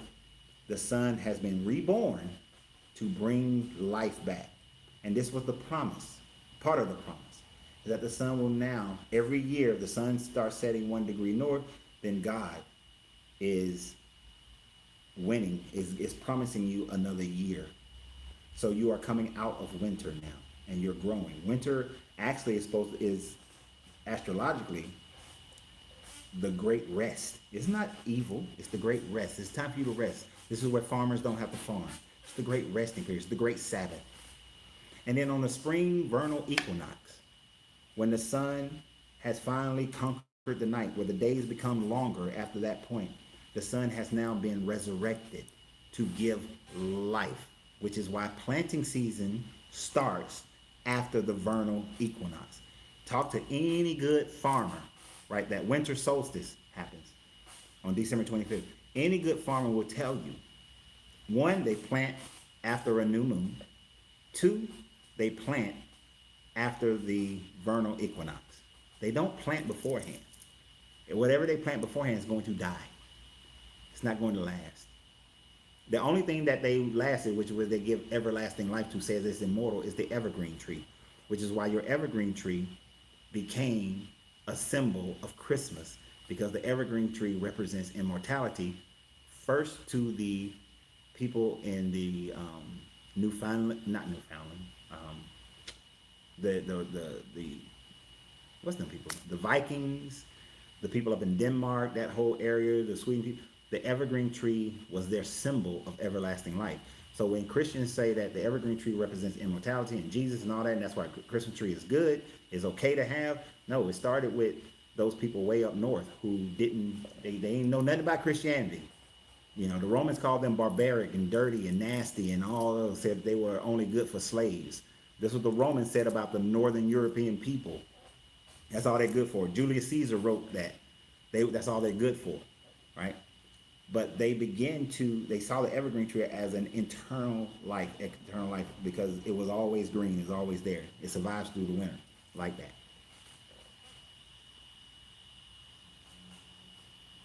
Right. So the springs brings a new time frame. So they venerated the sun because of that. The sun brings, without the sun, we die. We die. We are. And in this book, in this chapter, God said that my spirit will not abode with man forever. You're right.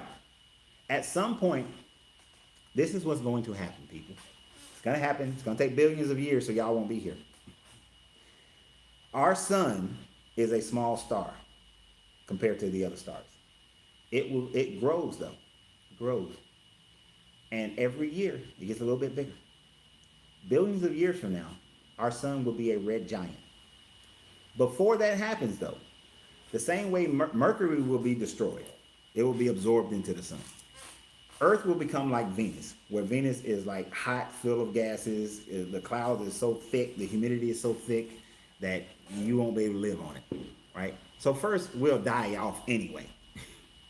But the Earth will become like Venus and just thick. Then Venus will become like Mercury and become dry rock, just dry up because it'll be too damn hot. Atmosphere gone.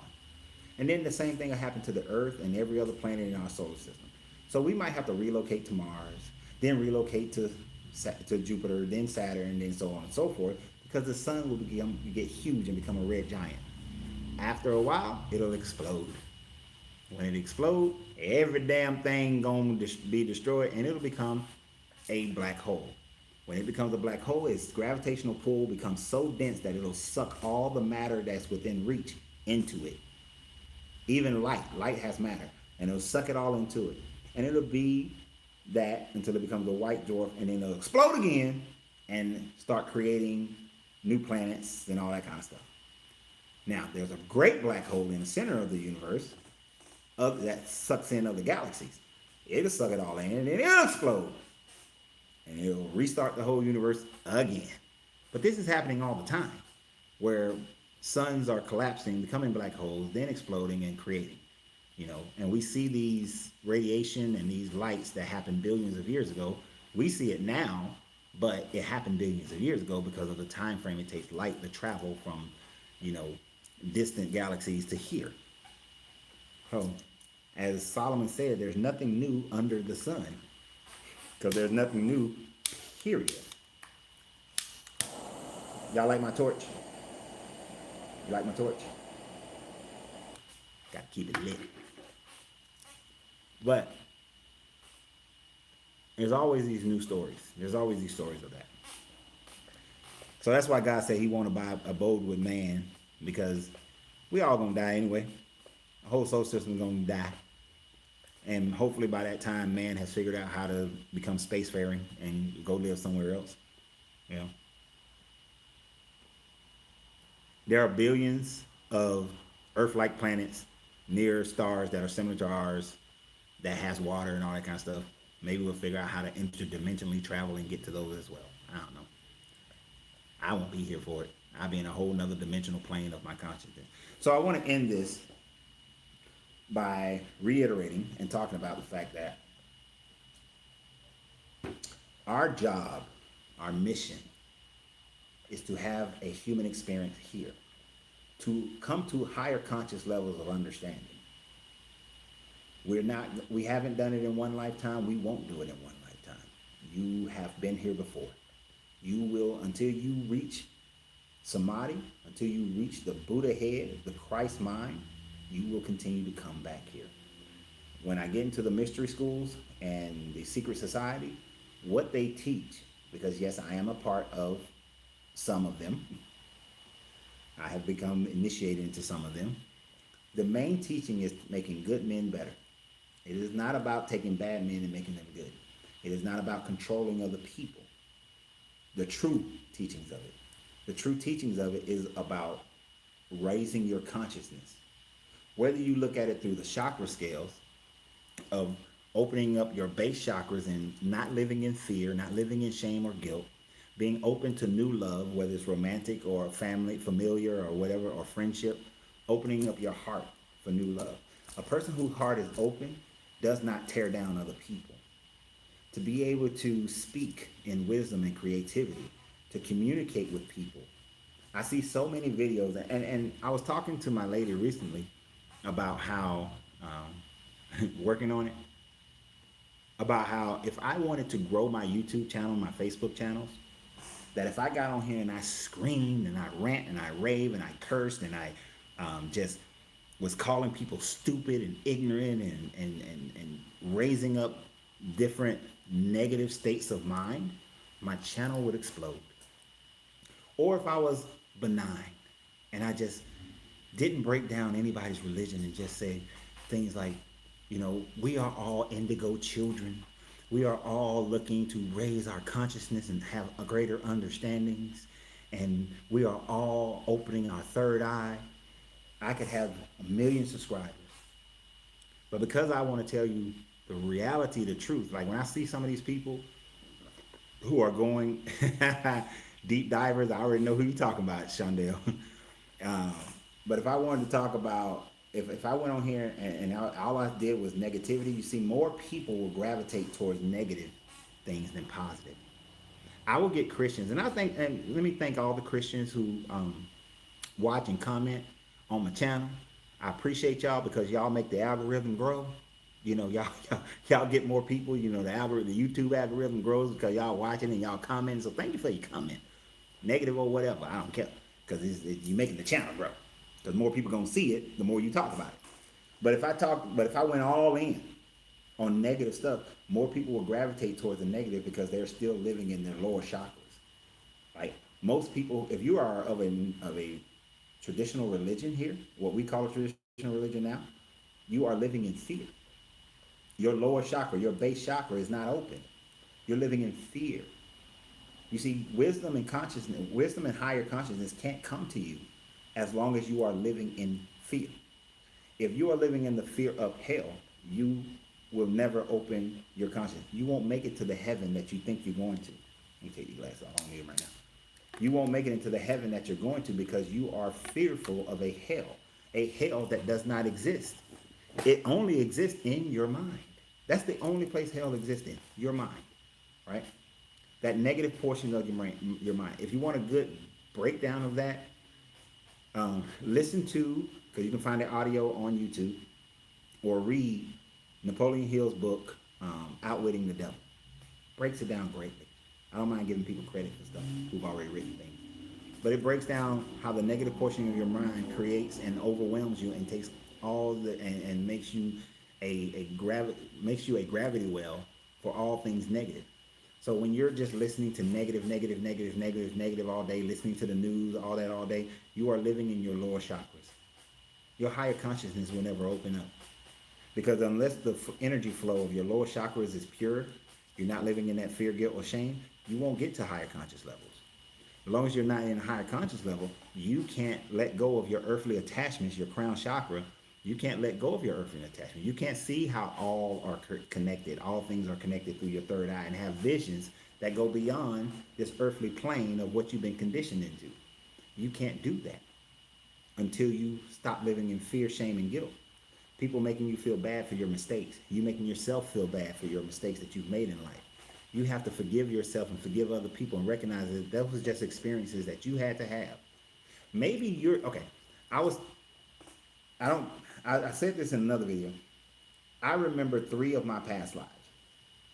And in one of those past lives, towards my family and my friends, I was an asshole. I was not considerate of anybody's feelings, thoughts, or anything. Part of my journey here in this life is to not be the asshole, is, as a Buddhist would say, to correct that negative karma that I created 1500 years ago in a past life, and live a more conscious life of being considerate of people, being kinder to people, being more loving to my family. And I still struggle with some of that, because sometimes family people get on my nerves, and or somebody can get on my nerves, and I can get petty every now and then, right?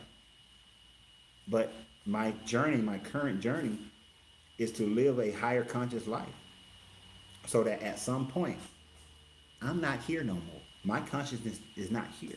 And there can't be a hell, because my consciousness can't burn. If I don't have a body, my consciousness cannot burn. My spirit, my soul rather, cannot burn. This doesn't happen, right? It cannot. So hell doesn't exist unless I create it for myself. Some of y'all are creating a hell in your life now because you're making bad decisions, because you're making your decisions based on fear, based on, if I do this, how will people judge me? Somebody said earlier they thought I was married. I got married a third time. Tired of getting married over and over again. But I keep doing it until I get to the right situation that is happening. Right? But I was married. It didn't work out. Some people will allow that, or they will stay in a marriage, a bad marriage, because they don't want people thinking negatively about them. If somebody said to me, oh, you've been married 3 times, you don't know anything about love, you don't know anything about how to be married, you don't know how to maintain a marriage, blah, blah, blah, blah. Here's the thing. I don't give a shit what they think, right?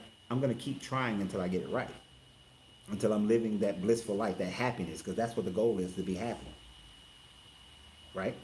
And even with anybody I've ever dated, been with, married, I'm not negative towards them. I can't be. Because if I'm negative towards them, if I'm constantly looking to cast stones at them, throw rocks at them, then I'm living in fear. I'm living in shame and guilt because I feel bad about what happened or how the relationship didn't work. I don't do that. I can't do that. Because if I do that, I allow myself to live in my lower chakras. You can't allow yourself to do that. You're in a bad marriage and it's not working, and you're unhappy and the other person's unhappy, and y'all are constantly making each other unhappy because of your actions.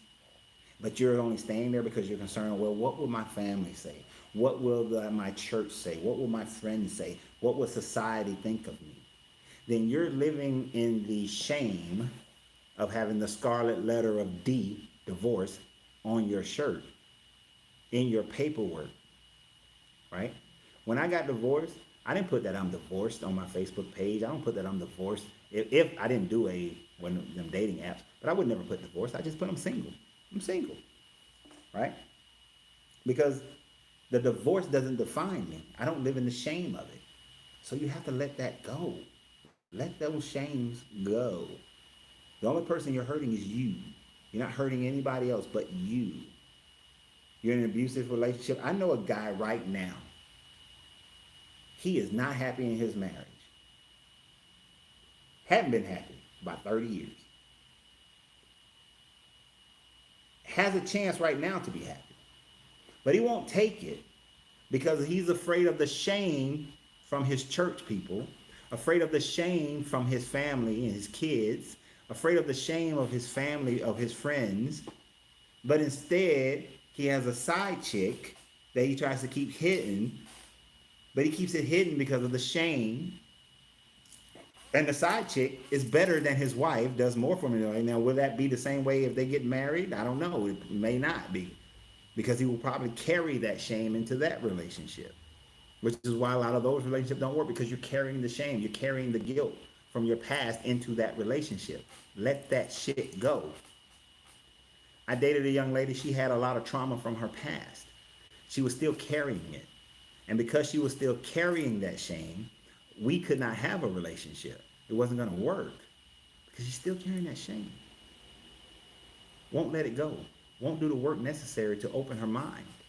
Now, she'll open her mind in other areas, but she wouldn't open it in that area. So it just doesn't work. So you have to raise your consciousness. You have to let those things go. Open yourself up to new love.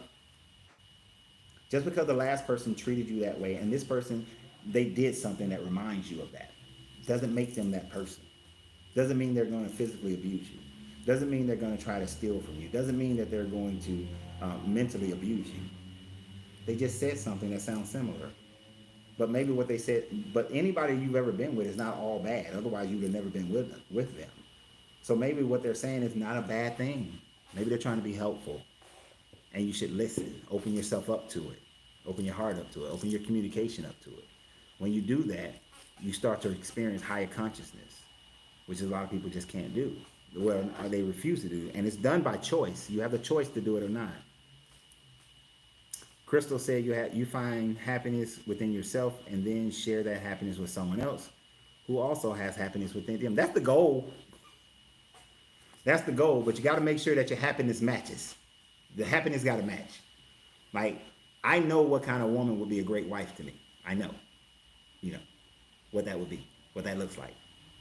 And another woman may be happy, but the way that she's happy doesn't match with me. So therefore, even though she's happy, I'm happy, we can't be happy together because we don't match. And the only way you figure that out is to be with the person. I mean, you may be able to figure it out beforehand. Y'all have a good conversation. Well, let me rephrase, not good conversation. You have open, honest conversation. The person really knows themselves, right? If the person really knows themselves, then they can have that conversation at a deep level where they are not lying to you or to themselves, and they say, now I got to have a man that's like this. I got to have a woman that's like that. Some people think that the way I say I have to have a woman is not real, that it can't happen, it's not going to be there. Bullshit. Bullshit. Yes, you can. And even if they're not there yet now, if they understand what you need to be happy, I would give them the opportunity to prove it, to demonstrate it. And if they're demonstrating it, then we can move forward. If they're not demonstrating it, they're making a conscious decision that that's not who they want to be and not who they really are. And then therefore, they cannot be with you. So they have to have a higher consciousness to know who they are and be honest about who they are. They think they need to live. People, places, and things, hard for them to let go. Yep. It's hard. It is hard for people to let go because they think they need certain things. Let me tell you, when you raise in consciousness, let me see what Shondell said first. Out of everything you spoke on today, my main takeaway from this is that 88.7% likely to come back to this planet. If you are. But here's the thing about that, Shondell. If you know that, if you know that, then all you have to do is start taking the corrective action. Remember, everything exists on a pole. You got the far left, the far right. If you're vibrating here at the 20, you said 18.77, 88.7%. If you're vibrating at 23.3%, then you have to increase your vibration by opening up your mind and your spirit, and your mind, your body, and your emotions, so that you are vibrating at a higher consciousness. One of the things that Napoleon Hill talked about in his book is the devil says that in order for man to truly raise their consciousness, they have to have control over their mind, control over your thoughts, control over your emotions, and therefore you'll control your actions, which will raise your consciousness and raise your elevation, and then you ain't got to come back. You can do it in this lifetime. You just have to let go of all that negative stuff, let go of all the pre-programmed stuff, and then truly see the realities of this universe, and you can move forward in that.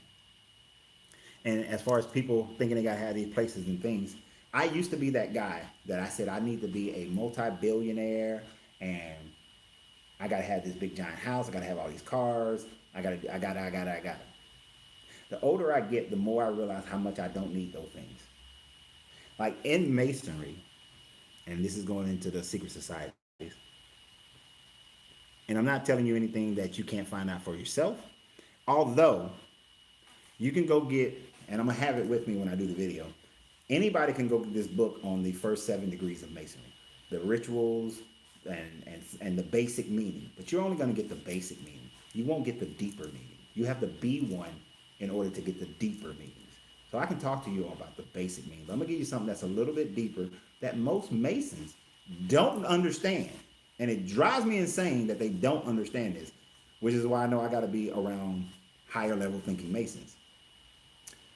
If you see two Masons greet each other, well, get ready to depart from each other, I should say. One common thing that you will hear, especially with black Masons, is they'll tell each other when they're departing, travel light, right? Now, most Masons think that the term travel light, meaning travel L-I-G-H-T, because the Masonic symbol is called your light, right? You can find this in a book that all Masons use that's out there, anybody can buy. So I'm not giving away any secrets. So I shouldn't get any calls from any Masons saying that you're on there telling our secrets. But travel light is actually travel L-I-T-E. Light, meaning weight. Meaning weight. Travel light means that as you get older, you realize that a lot of the things that you cared about when you were a rough ashlar, and you're always a rough ashlar, but you're trying to perfect yourself into a smooth ashlar, which is a rock, a stone, in order to build the master's house, meaning you, build you. You're chiseling away at that.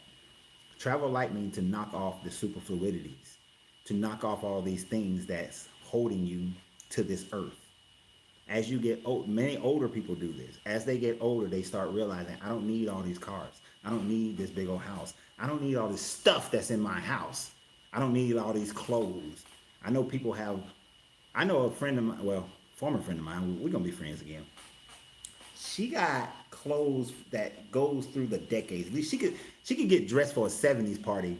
She could dress out like 20 women for a 70s party, right? Yeah, minimalism. But she's holding on to it. She won't sell it. Oh, these things come back in style. She got a whole bedroom, 2 bedrooms, filled with clothes. Travel light. Let some of that go. But travel light emotionally. Let go of your pain. Let go of your hurt. Let go of the fact that, yeah, you grew up in a religion and now you're out of it, or you're moving out of it, and you're mad at your parents. You're mad at the pastor. You're mad at the deacons and the mothers and all these people. Let it go. Let the emotions go. Travel light in your heart. That's what travel light means. So if I got any Masons listening to this, recognize that travel light don't mean travel in your light, L-I-G-H-T. Travel L-I-T-E, travel light in your life. Let go of the shit that's holding you down, holding you back. Your personal possessions, your pains, your anguish, the dreams that some of y'all have that really is not going to make you happy. If you're saying that you can only be happy once you reach a certain state, you're never going to be happy, because when you get to that state, you're still going to find yourself in lack, because you're going to find something else that you need in order to make you happy. I am happy at every state of my life. Now, I wasn't before, but now I'm happy at every state, right? If I have one business, I'm happy. If I have 2 businesses, I'm happy. If I'm working for somebody, I don't like it, but I'm going to be happy in it, because that's the current state of my life. Be happy in it. I divorced my kid's mother over 10 years ago. We still have a great friendship relationship. I could call her and we can have a good, nice conversation, no problem, no issue. Now, we don't really talk. If it ain't got nothing to do with the kids, we don't talk. But if I did want to have a conversation with her, I know that there's no drama there. We travel light with each other, right? Anyone I've ever been with, except for one, we can have a easy conversation. There's no animosity. There's no, I hate you kind of thing. There's no, I got to take stabs at you. Because I don't hold these animosities. They don't hold these, as far as I know, they don't hold these animosities. But even if they did, I don't hold them. So it doesn't matter. So when a Mason says travel light, that's the real deeper teaching. And I'm telling you guys this because you got to travel light in your life. Right? You got to let go of all this stuff. Now, I have goals. Like I said, in the mystery schools, it is either you become a master of yourself and then you teach and guide your family, or you become a master of a community and you teach and guide that community, or a nation, or however big you want to do it.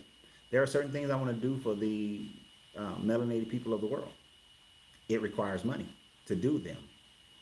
So that is like 99% of the reason why I will continue to build business, is because there are certain things I want to do to demonstrate to our community that we can grow beyond and above what the world says that we can, right? So, yeah. And we don't have to have a big deluge and start over. We can just, we can do it in our current situation. But guys, it's been 2 damn hours. This was only supposed to be in a 1 hour video because I knew we weren't going to get deep into the flood, but I do want to always express a positivity at the end of these videos because I want my desire is for everyone to be able to open their consciousness. I don't want you guys coming back here for another 1,000 lifetimes. I can only remember 3, but I'm pretty sure I've had more. And you know, the idea is of the Buddhist teaching and the Hindu teaching of satisfying your dharma. You know, now I have a problem with the idea that you had an initial dharma, like that gives into the born into sin BS. You're not born sinful. Yeah, these people had violence going on in this chapter 6, but they had it because God created a scarcity amongst man, right? All right. Hold on to nothing, take nothing to the grave, heart be light. I'm trying hard to spread knowledge. Yeah. There's no reason. You were born butt naked with nothing. Your family might have had stuff. Oh, my lighter don't want to work. Ah, there's my torch. You came into this world butt naked with nothing. Only thing you're taking with you is your consciousness. What that consciousness look like? What it look like? That's the goal. I don't know if you guys have heard this before, but I did a video about it. Your entire journey is this. Oh, I'm out of fuel. I gotta get me some more fuel. Your entire journey is this. From the consciousness of the Creator, and this not some Geppetto puppet creator that's manipulating your life. Your soul came into being because you are balanced, masculine and feminine energy balanced, understanding universal law and your trueness. You came to earth by the movement of the spirit. Spirit is action. The high vibration is equivalent to vibration and frequency. You came by the spirit into this vibration so that your soul can manifest in a physical form. Physical form. Now, when it gets here, it comes in a more masculine or more feminine. The journey is to regain the balance of your masculine and feminine by opening your chakras, by coming to Christ mind, samadhi, and make the journey back. Make the spiritual journey back to a complete soul that rejoins with the creative energy. That's it. That's it. Simple said, but it takes a lot of work to get there. And I hope that the goal for me is to help people get there. So I'm going to finish it with this. So y'all have a great day. Remember, you got to free yourself to be yourself because your greatness is non-negotiable. Until next week, good journey, good vibration. And we will get deep into this damn flood next week to break this thing down. So y'all have a good one. Appreciate everybody who liked, shared the videos. Everybody who subscribed to the YouTube page. Well, there was no super chat, so I won't be saying thank you for any super chats today. But I appreciate you guys. And y'all have a good one. Peace. And there'll be more regular videos as we go. Good night.